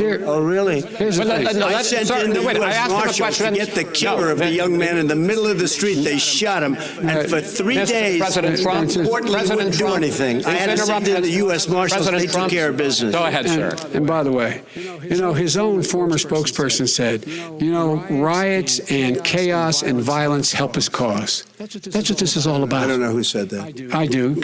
Who? I think Kellyanne Conway. I don't think she said that. She said that. And so here's the, here's the point. The point is that that's what he keeps trying to rile everything up. He doesn't want to calm things down. Instead of going in and talking to people and saying, let's get everybody together, figure out how to deal with this. What's he do? He just pours gasoline in the fire constantly, every single solitary time. Okay, and to end this, button up this segment, I'm going to give you a minute to answer, sir. You have repeatedly criticized... I have to answer his statement. You have repeatedly... No, you've been talking back made and a forth. statement. I'm asking you... I would love to end it. Sir, I would love to end it. If you want to switch seats... We could very quickly. We can do that, but I'd send in the National Guard, it would be over. There'd be no problem. Okay. But they don't want to accept the National Guard. You have repeatedly criticized the vice president for not specifically calling out Antifa and other left-wing extremist groups. But are you willing tonight to condemn white supremacists and militia groups and to say that they need to stand down and not add to the violence in a number of these cities, as we saw in Kenosha and as we've seen in Portland? Sure, are you prepared to specifically do it? Go ahead. I would say almost everything I see is from the left wing, not from the right wing. So what are you saying? I'm willing to do anything. I want to see peace. Then do it, sir. Say it. Do it. Say it. You want to call him? What do you want to call him? Give me a name. Give me a white name. Supremacists and white like me to condemn? White supremacists and right Proud Boys. Stand back and stand by. But I'll tell you what. No, somebody's got to do something about Antifa and the left, because this is not a right-wing problem. This is a left-wing. This is a left-wing problem. White supremacists. Antifa's an idea, not an organization. Oh, you got it. Not malicious. That's what his FBI director said. Well, then you know what? No, we're done, sir. We're moving on to the next. We're moving. When a bat hits you over the head, that's not an idea. Everybody in your administration tells you the truth has a bad idea. Can I tell you what? You have no ideas. Antifa is a dangerous, all right, radical gentlemen, group. we're now moving on to the Trump and Biden records. They'll overthrow you. When a president, I'm going to ask a question. When the president seeks a second term, it is generally a referendum on his record. But Vice President Biden, you like to quote one of your dad's sayings, which is, don't compare me to the Almighty, compare me to the alternative. And in this case, sir, you are the alternative. Looking At both of your records, I'm going to ask each of you, why should voters elect you president over your opponent? In this segment, President Trump, you go first, 2 minutes. Because there has never been an administration or president who has done more than I've done in a period of 3.5 years. And that's despite the impeachment hoax. And you saw what happened today with Hillary Clinton, where it was a whole big con job. But despite going through all of these things, where I had to fight both flanks and behind me and above, there has never been an administration that's done what I've done. The greatest, before COVID came in, the greatest economy in history, lowest unemployment numbers. Everything was good. Everything was going. And by the way, there was unity going to happen. People were calling me for the first time in years. They were calling and they were saying, it's time maybe. And then what happened? We got hit, but now we're building it back up again. A rebuilding of the military, including Space Force and all of the other things. A fixing of the VA, which was a mess under him. 308,000 people died because they didn't have proper health care. He was a mess. And we now got a 91% approval rating at the VA, our vets. We take care of our vets. But we've rebuilt our military. The job that we've done, and I'll tell you something, some people say maybe the most important. By the end of the first term, I'll have approximately 300 federal judges and Court of Appeals judges, 300, and hopefully 3 great Supreme Court justices. That is a record, the likes of which very few people, and you know one of the reasons I'll have so many judges? Because President Obama and him left me 128 judges to fill. When you leave office, you don't leave any judges. That's like you just don't do that. They left 128 openings, and if I were a member of his party, because they have a little different philosophy, I'd say if you left us 128 openings, you can't be a good president, you can't be a good vice president. But I want to thank you because it gives us almost, it'll probably be above that number by the end of this term, 300 judges. It's a record. Looking at both your records, why should voters elect you president as opposed to President Trump? You have 2 minutes uninterrupted. Under this president, we become weaker, sicker, poorer, more divided, and more violent. When I was vice president, we inherited a recession. I was asked to fix it. I did. We left him a booming economy, and he caused a recession. With regard to being weaker, the fact is that I've gone head-to-head with Putin and made it clear to him we're not going to take any of his stuff. He's Putin's puppy. He still refuses to even say anything to Putin about the bounty on the heads of American soldiers. Your son got $3 million. And by the way, my son... Wait a minute. Mr. President, your campaign agreed to both sides would get 2-minute answers uninterrupted. Well, your side agreed to it, and why don't you observe what your campaign agreed to as a ground rule, okay, sir? He never keeps his word. No, I'm not asking. That was a rhetorical question. Can you go ahead, back sir. 30 seconds? Yes, you may have. All right. Go ahead. So, thirdly, we're poor. The billionaires have gotten much more wealthy by a tune of over $300 to $400 billion more just since COVID. You in the home, you got less. You're in more trouble than you were before. In terms of being more violent, when we were in office, there were 15% less violence in America than there is today. He's president of the United States. It's on his watch. And with regard to more divided, the nation can't stay divided. We can't be this way. And speaking of my son, the way you talk about the military, the way you talk about them being losers and being and just being suckers. My son was in Iraq. He spent a year there. He got the Bronze Star. He got the Conspicuous Service Medal. He was not a loser. He was a patriot, and the people left behind there were heroes. And I resent. Are you talking about Hunter? Are you talking about Hunter? I'm talking about my son, Beau Biden. You're talking about. I don't know Beau. I know Hunter. Yeah, Hunter got thrown out of the military. He was thrown out, dishonorably discharged. That's not true. For cocaine use, and he didn't have a job until you became vice president. Once you became vice president, fortune. He made a fortune in Ukraine, in China, in Moscow, That is simply and various not other places. true. He My made son, a fortune. my son, and he didn't have a job. My son, like a lot of people we know at home, had a drug problem. He's overtaken it. He's fixed it. He's worked on it, and I'm proud of him. But why was he I'm proud of given my tens son. of millions All right. of But he dollars? wasn't given tens of millions of dollars. That is totally, President Trump, you've already been through. totally discredited. We've already been through this. I think the American people would rather hear about more substantial So do I. subjects. Well, you know, as the moderator, sir, I'm going to make a judgment call here. $3.5 million from the Let's mayor talk of about- Moscow. Let's talk That is about not think true. it's a Gentlemen, That thing. report is totally Why did he get discredited. it? I Mitt think- Romney on that committee said it wasn't worth taxpayers' money. That report was written for political. This moderator sucks, man. I'd like to talk about climate change. So would I. Okay. The forest fires in the West are raging now. They have burned millions of acres. They have displaced hundreds of thousands of people. When state officials there blame the fires on climate change, Mr. President, you said, I don't think the science knows. Over your 4 years, you have pulled the U.S. out of the Paris Climate Accord. You have rolled back a number of Obama environmental records.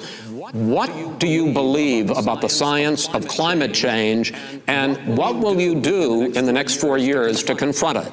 I want crystal clean water and air. I want beautiful, clean air. We have now the lowest carbon. If you look at our numbers right now, we are doing phenomenally.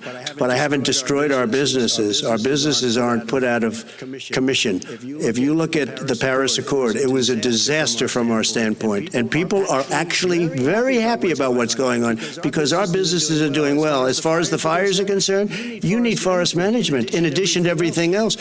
The forest floors are loaded up with trees, dead trees that are years old, and they're like tinder, and leaves and everything else. You drop a cigarette in there, the whole forest burns down. You've got to have forest management. You've got to have cuts. What do you believe about the science of climate change, sir? I believe that we have to do everything we can to have immaculate air, immaculate water, and do whatever else we can that's good. You know, we're planting 1 billion trees, the Billion Tree Project, and it's very Do you exciting. believe A lot of people. that human pollution, greenhouse gas emissions contributes to the global warming of I this think planet? a lot of things do, but I think to an extent, yes. I think to an extent, yes. But I also think we have to do better management of our forests. Every year, I get the call, California's burning. California's burning. If that was cleaned, if you had forest management, good forest management, you wouldn't be getting those calls. You know, in Europe, they have forest cities. They're called forest cities.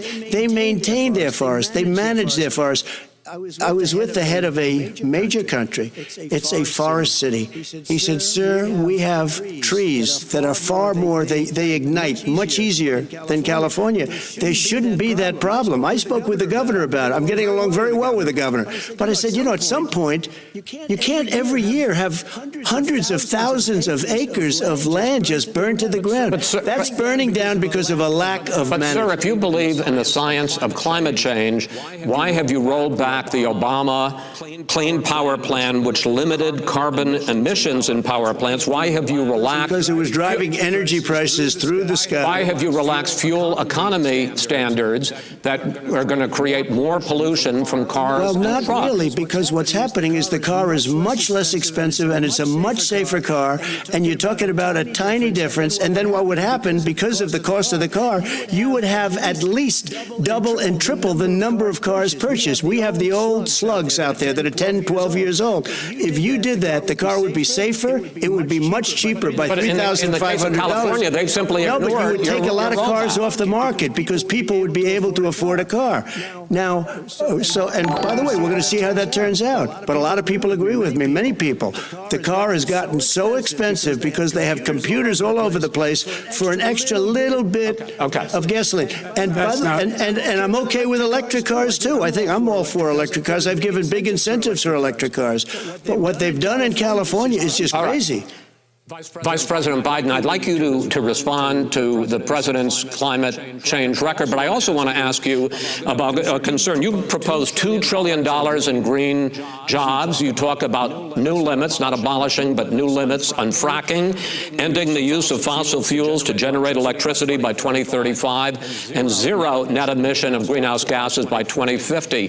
The president says a lot of these things would tank the economy and cost millions of jobs. He's absolutely wrong, number one. Number two, if in fact, during our administration, the Recovery Act, I was in charge, able to bring down the cost of renewable energy to cheaper than or as cheap as coal and gas and oil. Nobody's going to build another coal-fired plant in America. No one's going to build another oil-fired plant in America. They're going to move to renewable energy, number one. Number two, we're going to make sure that we are able to take the federal fleet and turn it into a fleet that's run on their electric vehicles. Making sure that we can do that, we're going to put 500,000 charging stations and all of the highways that we're going to be building in the future. We're going to build an economy that, in fact, is going to provide for the ability us to take 4 million buildings and make sure that they, in fact, are weatherized in a way that, in fact, they'll emit significantly less gas and oil because the heat will not be going out. There's so many things that we can do now to create thousands and thousands of jobs. We can get to net zero in terms of energy production by 2035. Not only not costing people jobs, creating millions of good paying jobs, not $15 an hour, but prevailing wage, by having a new infrastructure that in fact is green. And the first thing I will do, I will rejoin the Paris Accord. I will join the Paris Accord because with us out of it, look what's happening. It's all falling apart. And talk about someone who has no relationship with foreign policy. Brazil, the rainforests of Brazil are being torn down, are being ripped down. More carbon is absorbed in that rainforest than every bit of carbon that's emitted in the United States. Instead of doing something about that, I would be gathering up and making sure we had the countries of the world coming up with $20 billion, say, here's $20 billion. Stop tearing down the forest. And if you don't, then you're going to have significant economic consequences. What about the argument that President Trump basically says that you have to balance environmental interests and economic interests, and he's drawn his line? Well, he hadn't drawn a line. He still, for example, makes sure that he wants to make sure that methane's not a problem. You can now emit more methane without it being a problem. Methane. This is a guy who says that you don't have to have mileage standards for automobiles that exist now. This is a guy who says that the fact is, it's all true. And here's the deal. Talking about the Green New Deal, and it's not $2 billion or $20 billion, as you said. It's $100 trillion. I'm talking about where they want to rip down buildings and rebuild the building. It's the dumbest, most ridiculous, where airplanes are out of business, where two-car systems are out, where they want to take out the cows, too. You know, that's not true either, right? This is a $100 trillion. That's more money than our country could make in 100 years if we were not the case. All right, let me because I actually, wait a minute, sir. I actually have studied your plan, and it includes upgrading 4 million buildings, weatherizing 2 million homes over 4 years, building 1.5 million energy-efficient homes. So the question becomes, the president is saying, I think some people who support the president would say that sounds like it's going to cost a lot of money and hurt the economy. What it's going to do is going to create thousands and millions of jobs, good-paying jobs. Let him finish, sir. He doesn't know how to do that. The fact is, it's going to create millions of good-paying jobs, and these tax incentives for people to weatherize, which he wants to get rid of. It's going to make the economy much safer. Look how much we're paying now to deal with the hurricanes, by the way, he has an answer for hurricanes. He said maybe we should drop a nuclear weapon on them. I never said that. That's what he did say. You made it up. And here's the deal. You make up a we are going to be in a position where we can create hard, good jobs by making sure the environment is clean and we all are in better shape. We spend billions of dollars now billions of dollars on floods, hurricanes, rising seas. We're in real trouble. Look what's happening just in the Midwest with these storms that come through and wipe out entire sections and counties in Iowa. They didn't happen before. They're because of global warming. We make up 15% of the world's problem. We, in fact, but the rest of the world, we got to get them to come along. That's why we have to get back into the Paris Accord. All right, gentlemen. Wait a minute, Chris. So why didn't he do it for 47 years? You were vice president. Why didn't you get the world? China sends up real dirt into the air. Russia does. India does. They all do. We're supposed to be good. And by the way, he made a couple of statements. The Green New Deal is $100 trillion. That is not my plan. That's the Green New you want to Deal rebuild every is building. not my plan. You want to rebuild every He made a statement about the military. He said I said something about the military. He and his friends made it up, and then they went with it. I never said it. Okay. That is what not he true. did is he You're done in said this segment. he called Mr. the military Mr. Vice President, stupid bastards. I And he did said not it on say tape. that. He said Mr. stupid bastards. Please, He said sir, it. stop. I would never I say would that. Play Stop. it. Play it. Go ahead. Mr. on Vice tape. President answered his final question. The final question is, I can't remember which of all was ranting. I'm having a little trouble myself, but and about the economy and about this question of what it's going to cost. The economy. I mean, the Green New Deal and the idea of what your environmental changes will do. The Green New Deal will pay for itself as we move forward. You're not going to build plants that, in fact, are great polluting plants. Do you We're going to support build the Green New Deal? Pardon me? Do you support this? No, I don't support the Green New Deal. You don't? Oh, well, that's a big That- statement. I support that means you the just Biden. lost the radical left. I Done. support you the don't. Biden plan that I put forward. Okay. The Biden plan, which is different than what he calls the radical Green New Deal. All right, gentlemen, final segment. Election integrity. As we meet tonight, millions of Americans are receiving mail-in ballots or going to vote early. How confident should we be that this will be a fair election, and what are you prepared to do over the next 5+ weeks, because it'll not only be to Election Day, but also counting some ballots, mail-in ballots after Election Day. What are you prepared to do to reassure the American people that the next president will be the legitimate winner of this election? In this final segment, Mr. Vice President, you go first. Prepared to let people vote. They should go to iwillvote.com, decide how they're going to vote, when they're going to vote, and what means by which they're going to vote. His own Homeland Security Director, and as well as the FBI Director, says there is no evidence at all that mail-in ballots are a source of being manipulated and cheating. They said that. The fact is that there are going to be millions of people because of COVID that are going to be voting by mail-in ballots, like he does, by the way. He sits behind the Resolute desk and sends his ballot to Florida, number one. Number two, we're going to make sure that those people who want to vote in person are able to vote, because enough poll watchers are there to make sure they can socially distance. The polls are open on time, and the polls stay open until the votes are counted. And this is all about trying to dissuade people from voting, because he's trying to scare people into thinking that it's not going to be legitimate. Show up and vote. You will determine the outcome of this election. Vote, vote, vote. If you're able to vote early in your state, vote early. If you're able to vote in person, vote in person. Vote whatever way is the best way for you, because he cannot stop you from being able to determine the outcome of this election.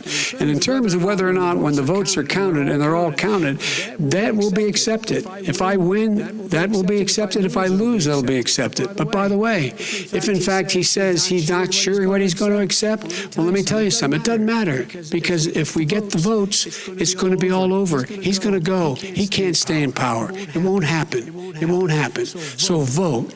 Just make sure you understand you have it in your control to determine what this country is going to look like the next 4 years. Is it going to change, or are you going to get 4 more years of these lies? Mr. President, 2 minutes. So when I listened to Joe talking about a transition, there's been no transition from when I won. I won that election. And if you look at crooked Hillary Clinton, if you look at all of the different people, there was no transition, because they came after me trying to do a coup. They came after me spying on my campaign. They started from the day I won, and even before I won, from the day I came down the escalator with our First Lady. They were a disaster. They were a disgrace to our country. country, and we've caught them. We've caught them all. We've got it all on tape. We've caught them all. And by the way, you gave the idea for the Logan Act against General Flynn. You better take a look at that, because we caught you in a sense, and President Obama was sitting in the office. He knew about it too, so don't tell me about a free transition. As far as the ballots are concerned, it's a disaster. A solicited ballot, okay, solicited is okay. You're soliciting, you're asking, they send it back, you send it back. I did that. If you have an unsolicited, they're sending millions of ballots all over the country. There's fraud. They found them in creeks. They found some with the name Trump, just happened to have the name Trump just the other day in a waste paper basket. They're being sent all over the place. They sent 2 in a Democrat area. They sent out 1,000 ballots. Everybody got 2 ballots. This is going to be a fraud like you've never seen. The other thing, it's nice on November 3rd, you're watching and you see who won the election. And I think we're going to do well because people are really happy with the job we've done. But you know what? We won't know. We might not know for months because these ballots are going to be all over. Take a look at what happened in Manhattan. Take a look at what happened in New Jersey. Take a look at what happened in Virginia and other places. They're not losing 2%, 1%, which, by the way, is too much. An election could be won or lost with that.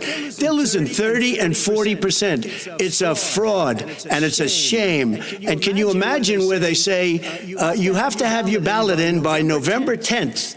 November 10th. That means that's 7 days after the election, in theory, should have been announced. Okay. We have major states with that. Sir, all run by Democrats. 2 minutes is 2 minutes. All run by Democrats. It's President Trump, it's a rigged election. You're going to be able to continue. You have been charging for months that mail-in balloting is going to be a disaster. You say it's rigged, that it's going to lead to fraud. But in 2018, in the last midterm election, 31 million people voted mail-in voting. That was a quarter, more than a quarter of all the voters that year cast their ballots by mail. Now that millions of mail-in ballots have gone out, what are you going to do about it? And are you counting on the Supreme Court, including a Justice Barrett, to settle any dispute? Yeah, I think I'm counting on them to look at the ballots, definitely. I hope we don't need them in terms of the election itself. But for the ballots, I think so. Because what's happening is incredible. I read today, where at least 1% of the ballots for 2016 were invalidated.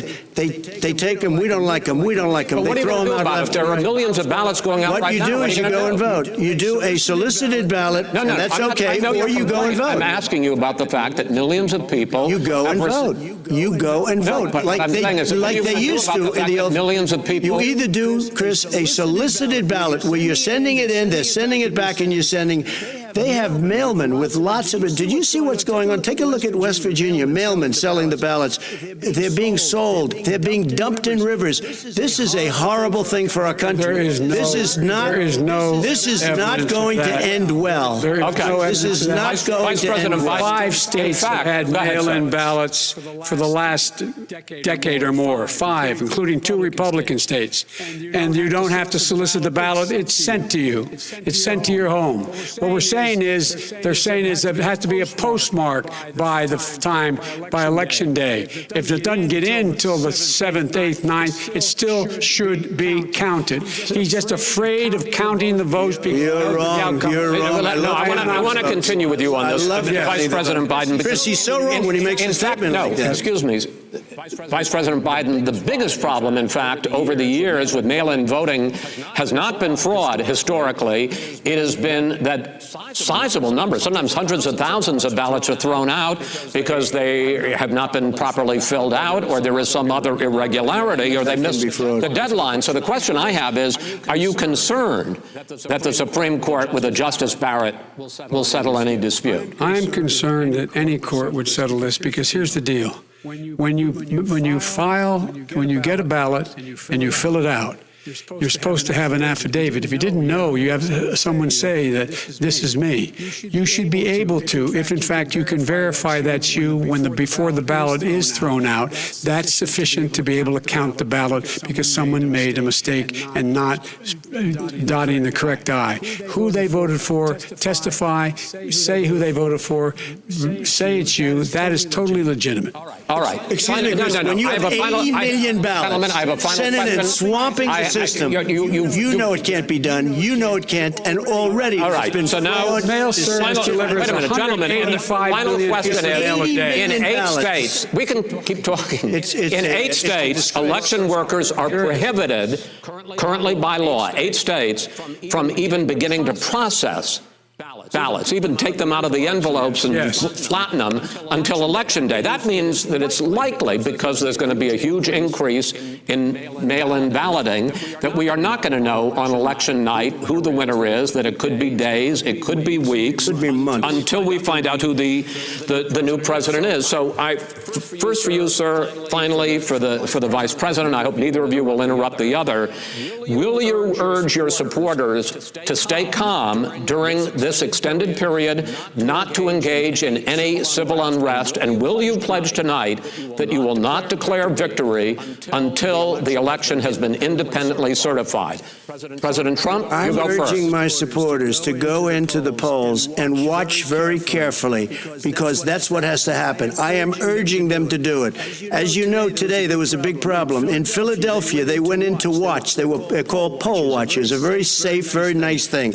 They were thrown out. They weren't allowed to watch. You know why? Because bad things happen in Philadelphia, bad things. And I am urging my people. I hope it's going to be a fair election. If it's a fair election, I am 100% on board. But if I see tens of thousands of ballots being manipulated, I can't go along with that. And I'll tell you what, from a common sense, does that mean I'll tell you what it means. It means you have a fraudulent election. You're sending out 80 million ballots. They're not equipped to. These people aren't equipped to handle it. Number one. Number two, they cheat. They cheat. Hey, they found ballots in a waste paper basket 3 days ago, and they all had the name military ballots. They were military. They all had the name Trump on them. Vice President you think Biden, that's good? Vice President Biden, final question for you. Will you urge your supporters to stay calm while the vote is counted, and will you pledge not to declare victory until the election is independently certified? Yes, and here's the deal.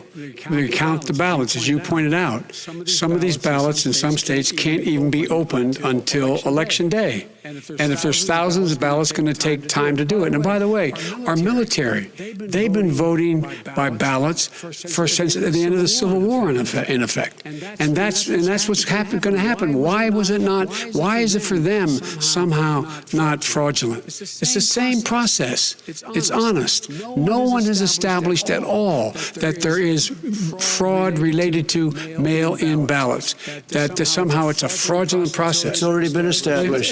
Take a look at Carolyn Maloney's race. You had an opportunity to respond. Look at Carolyn Maloney. Go ahead. They have no idea what happened. Vice President Biden, go ahead. He has no idea what he's talking about. Here's the deal. The fact is, I will accept it, and he will too. You know why?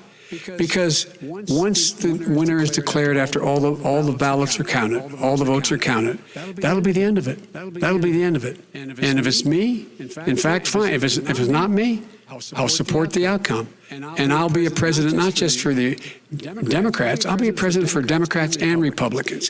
And this guy, I want to see an honest ballot count. Gentlemen, you say that's the end of it? This is the end of this debate? Honest ballot count. We're going to leave it there. To be continued as in more debates as we go on.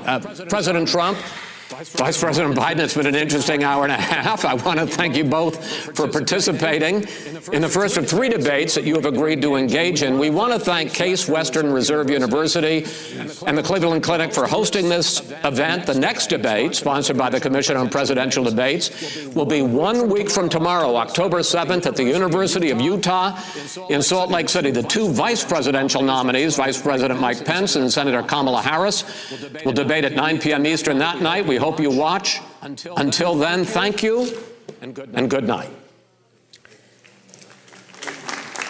Wow. If hearing that this debate is over was... That was rough. That was fucking rough. I'm putting out a tweet right now asking who did you think won the first STEM debate, folks. Vote now. Lord have mercy. Let's see here. All right, so let's see what we got here.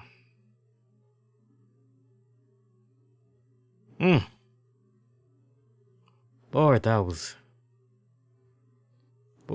rough. All right, I'm curious to see what people are going to say here for this poll here. All right, we got thumbs up and we got thumbs down.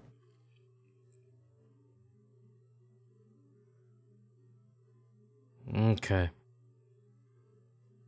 All right, so we got that up. Oh shit, I did that wrong. My bad. I said thumbs up, thumbs down. And I asked who did you think won the presidential election? Hang on. There we go. Let's try that again. All right, so we'll say Trump, Biden. We'll say neither. Need to see more. There we go. And we'll leave that up for about 5 days. There we go. Now we got it. Now we got the right joint out. That was rough. That was rough to watch, man. That was really, really rough to watch. I would put this same poll up on YouTube, but they only give 2 options. So this poll that I just put up is going to be on Twitter. Again, just on Twitter. And I can't wait to see how the votes are. God, I never thought that shit would end, man. That was fucking brutal. That was fucking brutal. It's like picking between the lesser of 2 evils right there, man. Seriously. Seriously. That was just... Now, as this debate was going on throughout the night, I was peeping out a lot of the things that was being said, and I was paying attention to some fact check sites, and the one that I want to give a lot of love to, because they pretty much was on it in real time as these 2 men were debating. I want to give it up to Snopes.com. Snopes.com. Hopefully I'm pronouncing that right. Snopes. Snoopus. Maybe it's Snoopus.com. And they are actually on Twitter at SNOPES. And I was following them, checking them out, and they gave a lot of good stuff as far as real-time checks and all that. And, you know, some of it's rather lengthy, what you have to read. And then others, it's just wham, bam, you're in, you're out. So I managed to take a couple of screenshots here. One of the things that was talked about early on during the debate was about Justice Ginsburg and some comments that she had said back in 2016 in reference to the nomination of Merrick Garland, and saying, quote, "There's nothing in the Constitution that says the president stops being president in his last year." That was actually true, mostly true. Justice Ginsburg said very powerfully, very strongly, at some point 10 years ago or so, she said a president and the Senate is elected for a period of time, but a president is elected for 4 years. We're not elected for 3 years. I'm not elected for 3 years. That's what Donald Trump had said. And this was fact checked. And again, this is mostly true, as Ginsburg said in 2016, in reference to the nomination of Merrick Garland. There's nothing in the Constitution that says the president stops being president in his last year. Now, what I'm greatly disappointed with, and I mentioned this earlier on, I'm greatly disappointed in the fact that when Trump opened up there and mentioned Ginsburg, you just knew that, okay, he's opening that door. Surely Biden, he's prepped up, he's good enough, he's going to go in there and he's going to try to reel that in his favor.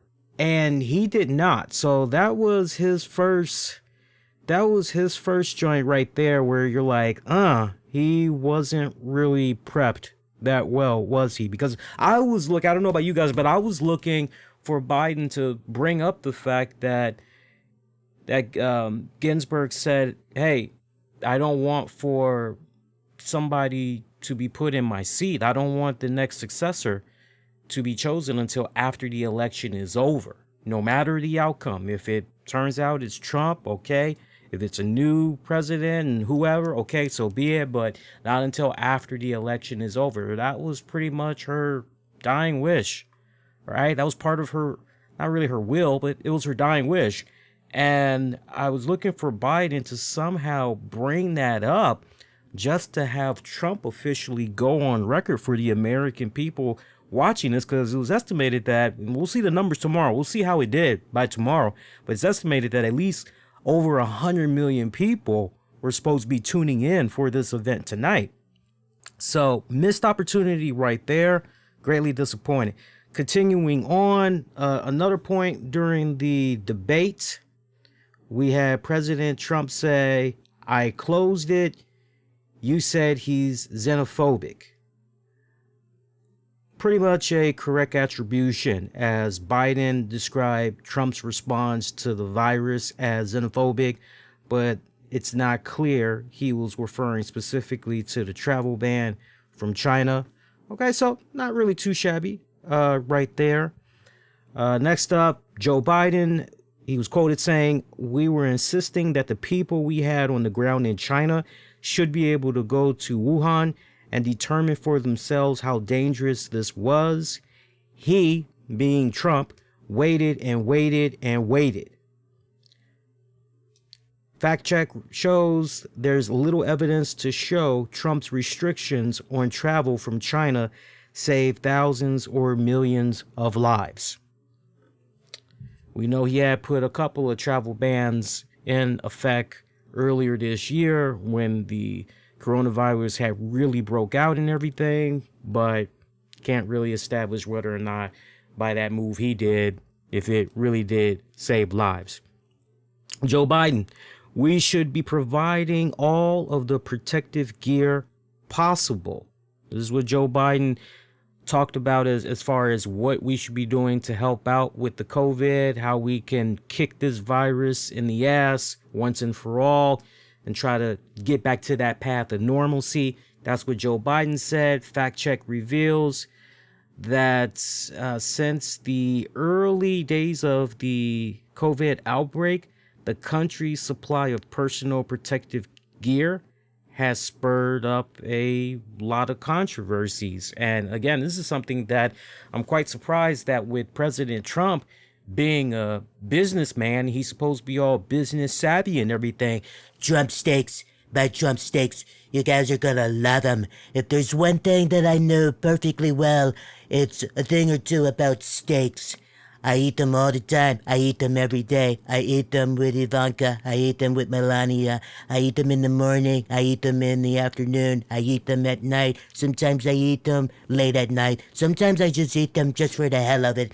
I love steaks. And if there's one thing I know for sure, it's that you guys are going to love all of my steaks, because my steaks, they're so tasty. My steaks, they're so delicious. You guys are going to love my steaks.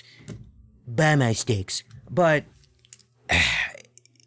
Trump being the savvy man that he is and everything, I'm very surprised that he didn't jump on Biden and say, okay, you're talking about we should be providing all the protective gear that's humanly possible to all the essential workers and blah this and blah this. Well, there was a big controversy that did go down earlier this year where when it came to PPE gear and all that, motherfuckers were putting them up on eBay, selling them for 3, 4, 5, 10 times the original price.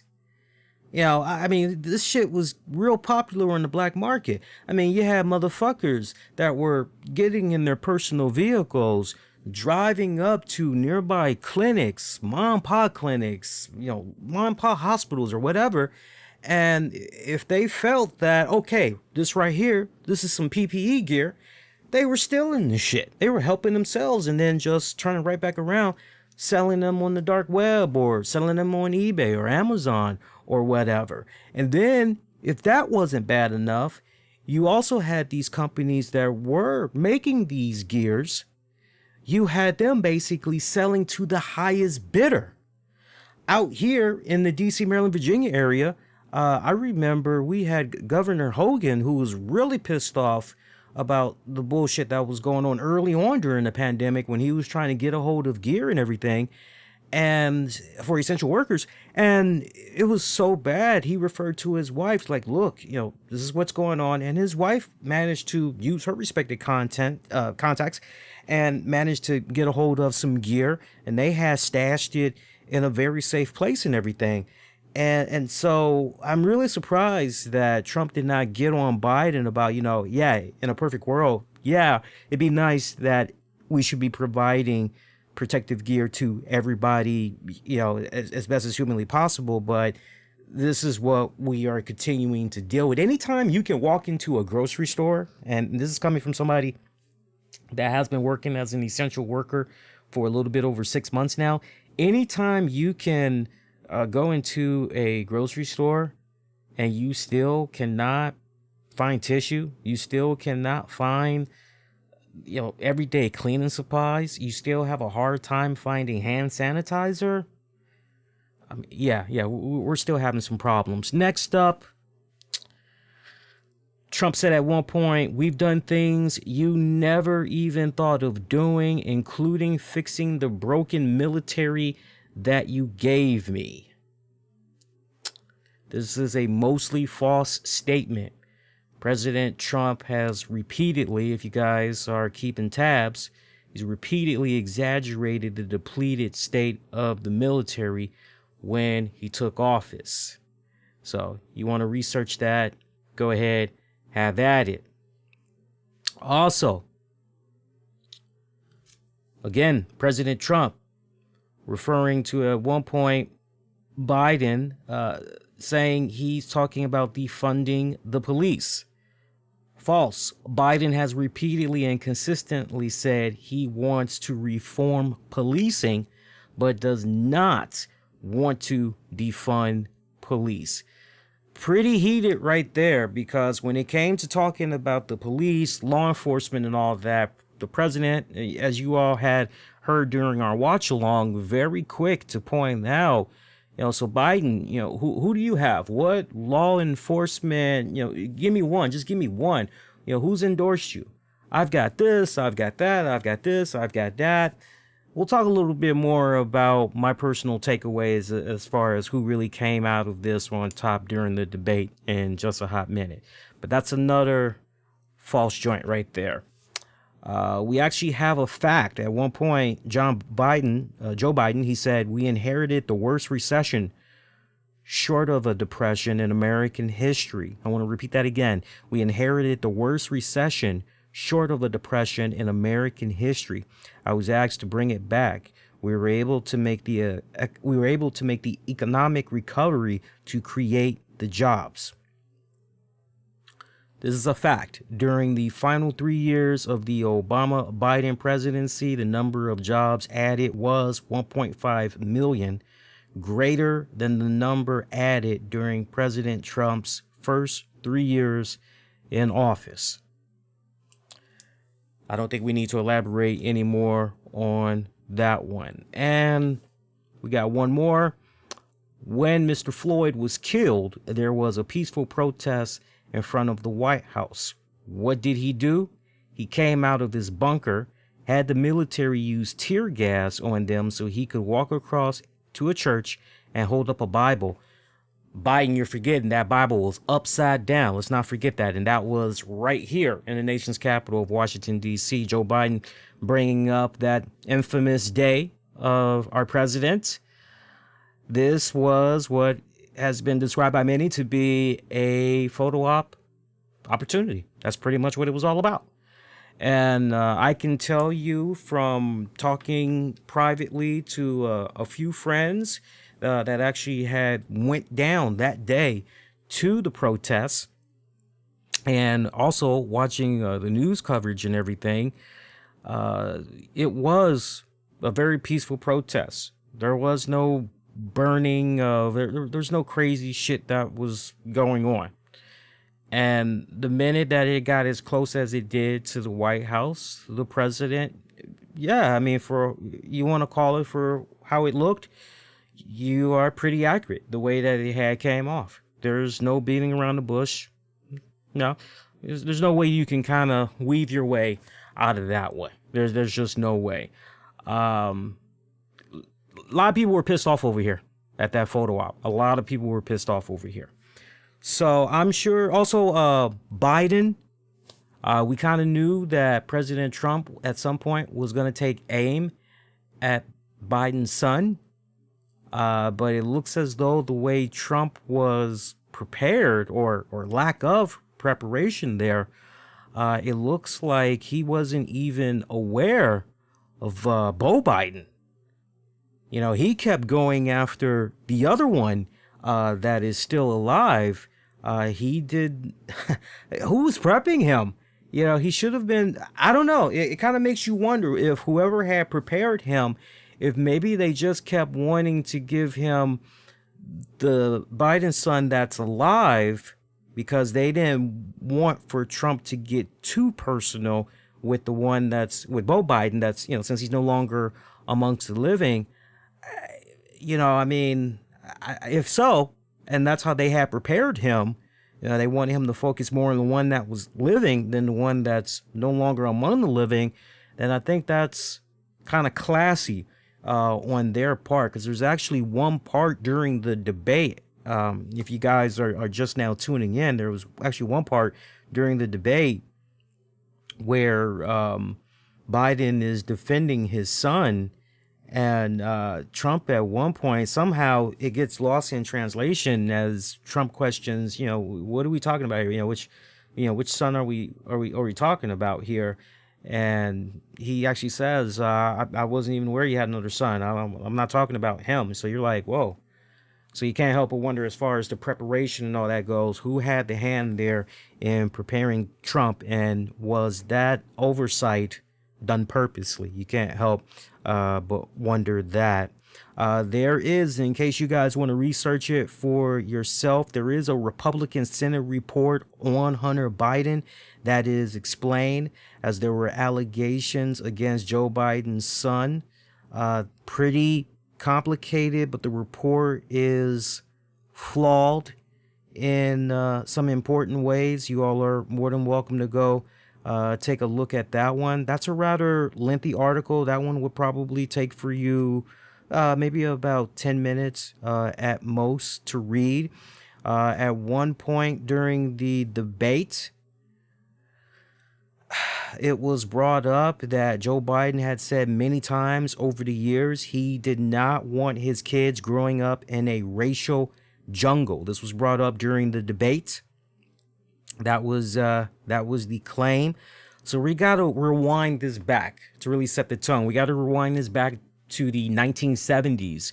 Then Senator Joe Biden was a vocal opponent of busing as a means for desegregating public schools, and that record haunts him in his bid to secure the 2020 presidential nomination. In early March 2020, it looks as though, with regards to verifying a quote in 1977 in which Biden, then a U.S. Senator representing Delaware, allegedly expressed fear that desegregation, if not done in an orderly way, could result in his children growing up in a racial jungle, with tensions having built so high that it is going to explode at some point. This quote was initially uncovered by Daria Wadmara, a law professor at the University of Southern California, in July of 2019. But as Biden emerged from Super Tuesday on March 3rd, 2020, as a potential frontrunner for the nomination, news stories containing the quote circulated, and as a result, this is now renewed interest for the public. Among stories readers widely shared was a July 15, 2019 Business Insider story that reported former Vice President Joe Biden is facing increased scrutiny over his record on abusing and racial issues. And this week, old comments resurfaced in which he said in 1977, blah, blah, blah, blah, blah. So that's pretty much where we are. Now, the Biden campaign were contacted for comment, but they received no response initially. And but yeah, it looks as though that remark came in 1977 during a hearing about busing school children in order to desegregate public schools.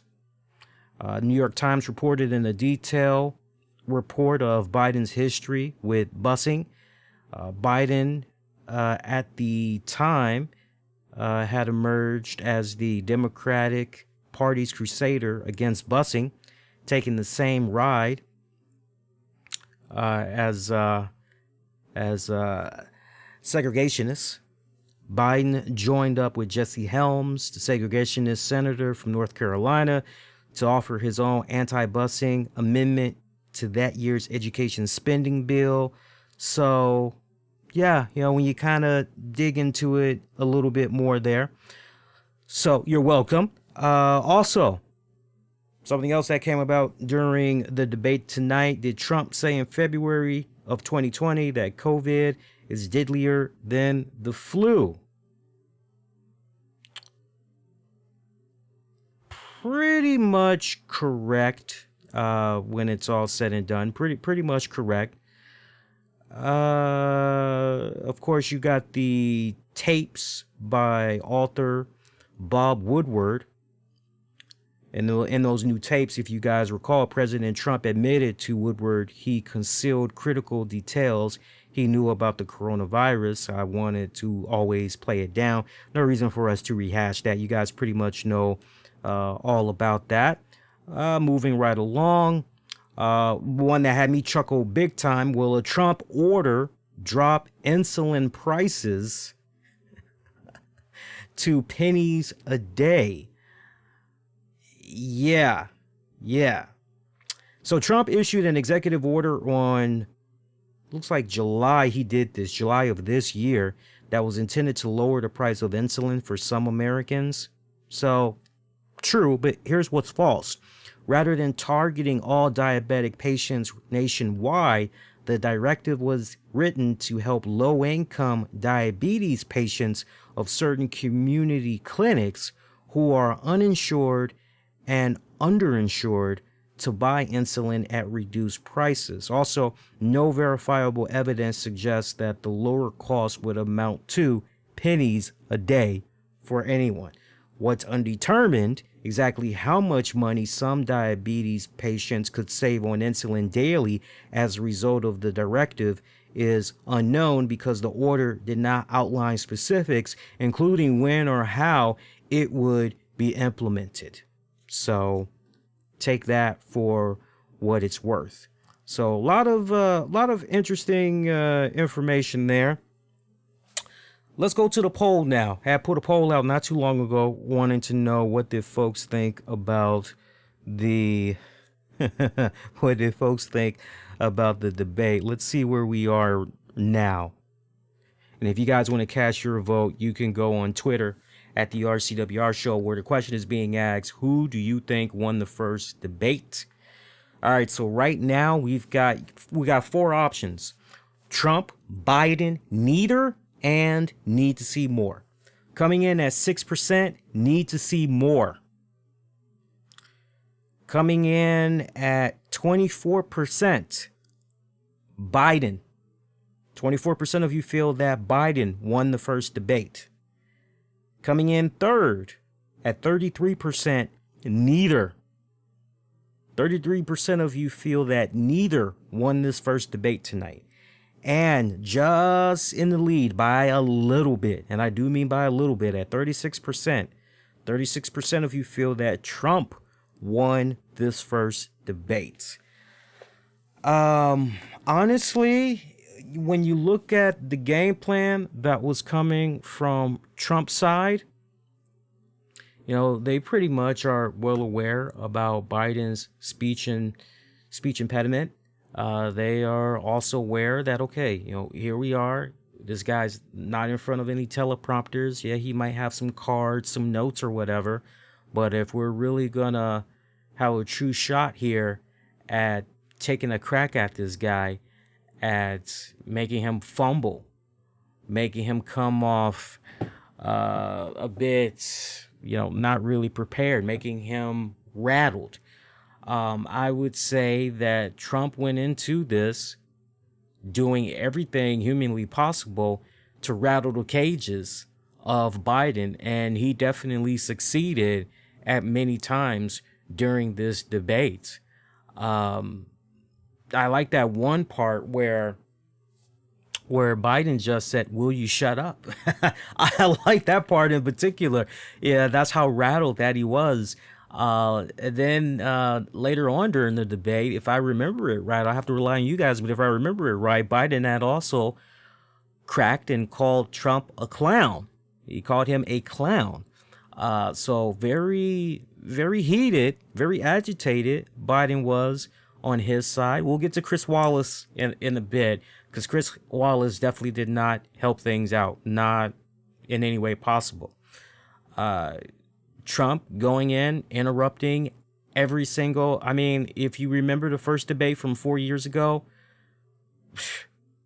same Trump, only times two, because he's been in this position of power for almost 4 years now.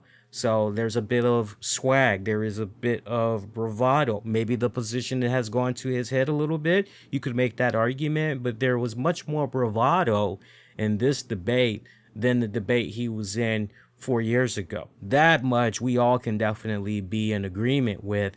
A lot of the points that Biden was trying to make, he kept getting interrupted. It almost kind of came off as if, on top of interrupting Biden, also hoping to take advantage of maybe Biden's age. You could make that argument. Maybe he was trying to take advantage of Biden's age and keep throwing off Biden so much that maybe Biden will forget exactly what it is that he was talking about. I will admit there were a couple of times during this debate where Biden got off topic. Both men largely got off topic, in my honest estimation. They both honestly had got off topic. So, Trump went out there. I mean, as far as hearing, laid out plans, what's to come for the next, couple of months while he's still president. If he were to get, reelected, what's to come. He really didn't dive into those type of things, not full blown just yet. I mean, as far as I know, we have maybe 2 more debates, and maybe we can dive into that just a bit more. With regards to Biden for me came out of this. What more can I say about Biden? Biden definitely came off to me pretty agitated. He kind of came off to me a little bit more unprepared for Trump. I would have loved to seen Biden really talk more about, okay, here's the problem. Here's how it needs to be fixed. While he's going to the golf course, this is what needs to be done. Lay some shit out while it's still revolving around the initial question that's being asked and everything. But, it was almost kind of like what you watched tonight with Biden was almost a walking 90-minute campaign ad from what you've been seeing of his ads these past couple of months. That's honestly how it kind of came off. Not choosing sides. I'm just telling you the interpretation I felt, and that's kind of how Biden came off there. Definitely rattled at some points there, bringing up the subject of the sons. That definitely had touched a nerve there with Biden. The Trump team, they scouted that very well as far as preparations and all that. They did that pretty well. With regards to Trump, I mean, nothing really came out of this that it was exactly what I was expecting from Trump. That's not a diss. I think you guys understand what I mean. It's like what we expected of Trump to come out. It was exactly what we had got. Constant interrupting for sure. Interrupting the moderator, not heeding the moderator's call. Feeling at one point that the moderator was in on it. That's what we're going to call it. In on it. And a witch hunt, so to speak. If there was ever an opportunity while you have almost 100 million people that's checking you out, if there was ever, I think really what was the true defining moment, two defining moments for me. You have what's estimated to be over 100 million people that watched tonight's first debate. You had a golden opportunity where Chris Wallace set it up perfectly for President Trump to go on record and say, hey, you white supremacist groups that's out there, you know, you Antifa and, you know, all you crazy nuts out there, you're not helping our cause. You're not helping fight the good fight. This is not what I'm about. This is not what my presidency is about. Sorry if you feel alienated, but no, I'm not about that. You know, keep your distance from me. I'm going to keep my distance from you. You don't have my support. If there was ever a moment where he could have, and Chris Wallace gave it to him on a golden fucking silver platter there, he didn't take advantage of it. You know, he tried to put a little asterisk by it and say, you know, well, hey, wait, let me tell you something. And it's like, come on, man, nah. You shouldn't have to put an asterisk. You shouldn't have to be going, but it's just clear cut. Hey, this is what's up. No, yes or no, right? Biden, Wallace tossed him a question that revolved around the whole Black Lives movement, the protests, basically putting him on the spot, talking about, hey, do you support what is going on with the Black Lives Matter movement and, you know, what all they're trying to do with regards to police reform and their protesting. And Biden came off so fucking scared to even align himself with the Black Lives movement. I mean, just hearing those letters, you know, riddle me this. We got a guy that says, oh, I'm all down for the black people. You know, I love the black people. Hey, look at who the president was that I worked under. He was black. Oh, yeah. And yet, when it counts the most, you know, I don't think that with regards to the Black Lives Movement, I don't think they are, as some people are describing, a terrorist group or, no. You know, these are people that are, for the most part, they're doing peaceful protesting. You do have some cats out there that's not part of the BLM, and they have their own respected agendas, and they're disrupting it and everything. And, you know, they're trying to feed the narrative for a particular agenda for other camps or other parties, whatever you want to call it. I'm not taking any shots at anybody or any administration in particular, so don't misconstrue it that way. But it's interesting how Biden had an opportunity here to, okay, well, Biden, not for nothing, but what was the name of that pastor that pretty much opened up the gates and helped him when it was looking as though Bernie Sanders was gonna be the man? And that pastor pretty much had opened up the gates there for Biden, got him in there. I mean, Biden was down for the count. And if it wasn't for that pastor, Biden would for sure probably not be here on this night debating against President Trump. That's the one thing that, of a few things that I will agree with President Trump on. Because Bernie pretty much had Biden beat. And he just kind of came out of nowhere all of a sudden, thanks to that pastor. So you have all that's going on, and when it counts the most, you can't say, hey, there are some elements to the Black Lives Matter movement that, you know, I'm still trying to learn about, but from what I'm able to understand so far, I know that, you know, they mean well. They're trying to be peaceful with their protests, and you know, hearing the same rhetoric that we've pretty much seen him give in interviews and all that about, you know, peaceful protests and no. You're not really tapping into the pain. You're not really tapping into the suffering that blacks have been feeling in this country with what they've been seeing happening to people of brown skin or other minorities. You're not really tapping into that. Yeah, we need better police reform. There's no doubt about that. but we also need better police reform.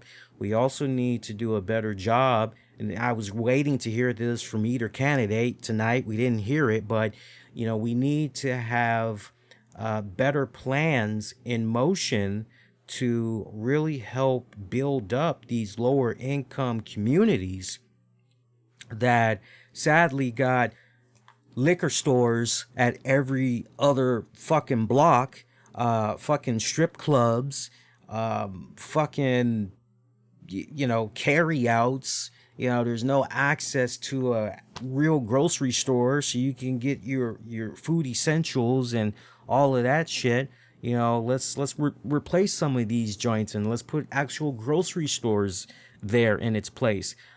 Get rid of the strip club and let's fucking put a Boys and Girls Club or a YMCA right there. The playground that's now being used where drug addicts can basically meet up and, you got the drugs, I got the money. Okay, get rid of that and let's see if we can put, some type of a school right there. I was looking to hear stuff like that from either camps. Of course, we're going to always get the soundbite from President Trump. 50 people got shot in Chicago over the weekend, and 8 people died. Of course, yeah, we're going to get those salacious sound bites and everything like that. But, what are we really doing to help out these areas that are continuing to see such high crime rates, such high death counts compared to the previous year, same quarter, but from last year? What are we doing with these particular communities? There was so much that was missed from both sides that it wasn't even funny. So if you ask me straight up, as far as who came out of this on top, stalemate for me. I wasn't really that impressed with what either had to say. Why you think I said what I said a few minutes ago? It's like picking between the lesser of two evils. Both of them are not, we got 2 more debates. And this is, and I can't help but bring this point up because I touched upon this on Monday. And remember, we were talking about how Dwayne "The Rock" Johnson had endorsed Joe Biden and Kamala Harris. And you're like, okay, well, that's great. But remember the point I brought up? That's great, Rock. But don't you think it makes all the sense in the world to check out at least the first debate before you jump out there like that? I'm sorry, but if I'm Dwayne "The Rock" Johnson right now, I can't be really walking around going to work the next day saying, how about that debate? How about my man Joe? There was really nothing to be proud about right here. Whether you're a Biden supporter or a Trump supporter, there was really nothing from this you could take away and say, I'm proud. Yeah, my guy fucking showed. There was really nothing. And I think a lot of that falls on the feet of the moderator, Chris Wallace. Chris Wallace did a piss poor fucking job as a moderator when the president kept interrupting. Biden had a few as well, but it was mainly the president that kept interrupting. It was like watching a fucking roller coaster come off of its wheels, come off the track. The wheels just coming off the track. It was like, come on, get fucking control of this. And I just was not impressed. Mr. President, sir, Mr. President, sir, you're interrupting. Please, sir, please. It's like, have some fucking balls. And, Mr. President, this is my second time requesting and asking you, sir, that you please not interrupt the vice president.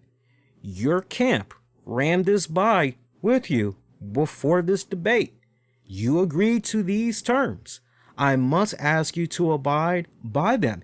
If you fail, now see, here's the thing. I don't know if they have the capabilities of this, but if you can turn off somebody's mic then you need to say to them, this is my second time saying to you, asking you politely, if you can refrain from interrupting the vice president when they are speaking.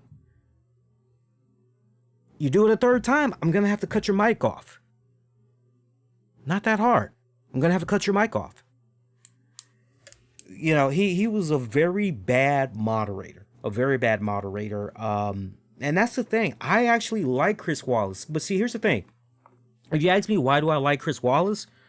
Chris Wallace, what is his strong suits is really when he gets you in that one-on-one position and he's conducting that interview. That is where he really shines the most. That guy, as far as conducting interviews, the prepping that he does, the point, counterpoint, he's really good at that. That is his strong suit. As far as a moderator goes, you know, not for nothing, I've seen him before and it was kind of like, But for him just to be by himself as a moderator for this one, I was not impressed. It was off the rails tonight. He never needs to moderate, at least while we've got these individuals still at play. He had no business even sharing the same room with these guys tonight. He was way out of his league. Way out of his league, and it showed. You know who probably could have handled that like a fucking pro? And I'm definitely with you guys with regards to Joe Rogan. Fuck yeah. Got a lot of respect for Joe Rogan. I'm a big Joe Rogan fan. Great podcast. Love that guy. Great fucking shit. Bill Maher. I can't stand Bill Maher's fucking guts, but I will give the man his due. He fucking knows how to fucking take control. He is exceptionally good at point, counterpoint. Does it so bad, you'll fucking probably walk off the stage pissed. Like, I've had enough. I'm done with this. Right? That's how good he is. Bill Maher. Also, I would say there was somebody else that I was thinking of. Anderson Cooper. Anderson Cooper is really, really good as well. He's another one that can fucking hang. Shit, he can hang bell to bell. He's another one that's really good. I'm sure there's probably a few other names that I'm missing that, you know, you guys are probably going to say, well, this person is good too, Lee, and this person, and I'll probably say to you, yeah, you're absolutely right, most likely. But those of us that either watch the debate or listen to the debate, if you were here for the watch-along party, y'all would definitely be in agreement. Wallace needs to stay away from these two guys way, way far apart. We don't need to see this guy fucking do it again. Nah, we don't. So let's take a look at the polling results one more time here while we're still on the air here, because I'm curious. And then for those of you that saw the debate tonight, I want to hear from you guys. So definitely leave your comments. I want to know what you guys had thought about the debate. And look, if you had appreciated the watch along that we did this like 4 years ago, and it was fun then. I think initially we just did it on Periscope. And this go around, I wanted to do it on multiple platforms. If you guys had appreciated this and everything, please make sure if you haven't done so already, you'll leave the thumbs up, the share, retweet, subscribe, all of that. Appreciate that. All right, so one more time, the poll that we put out on Twitter, we asked you guys, who do you think won the first debate 2020? Your options are Trump, Biden, neither, need to see more. Coming in at 6%. Actually, no, now 5%. It just dropped. Coming in at 5%, need to see more. Coming in at 24%, Biden. 24% of you felt that Biden won the first debate. 32% of you felt that Trump won this first debate. Now coming in at top dog, 38% of you said neither. That's the top dog right now. 38% of you feel that neither won this first debate. So please, you got Twitter, cast your vote, and do me a huge favor. Make sure you retweet that and you like that. I want to see the engagements get more and more up there, and you can definitely leave some comments over there as well. But that is pretty much gonna do it for this. I'm out of here. Patreon members, there's a new episode of Impact Showdown available for you guys right now to check out, so go enjoy that. Your next edition of the RCWR show, that's going to be coming at you this Thursday night. Again, Thursday night, probably around 10, maybe 10:15 p.m. Eastern will come on the air. That sounds about right. You know how we do it on there, so look forward to that. And that is going to do it. Until next go round, I'm wishing all of y'all to be safe and most importantly, be kind to one another. Keep the discussions going. I want to know what you guys had thought about this first debate, okay? All right, till next go round. Take care. Peace, y'all.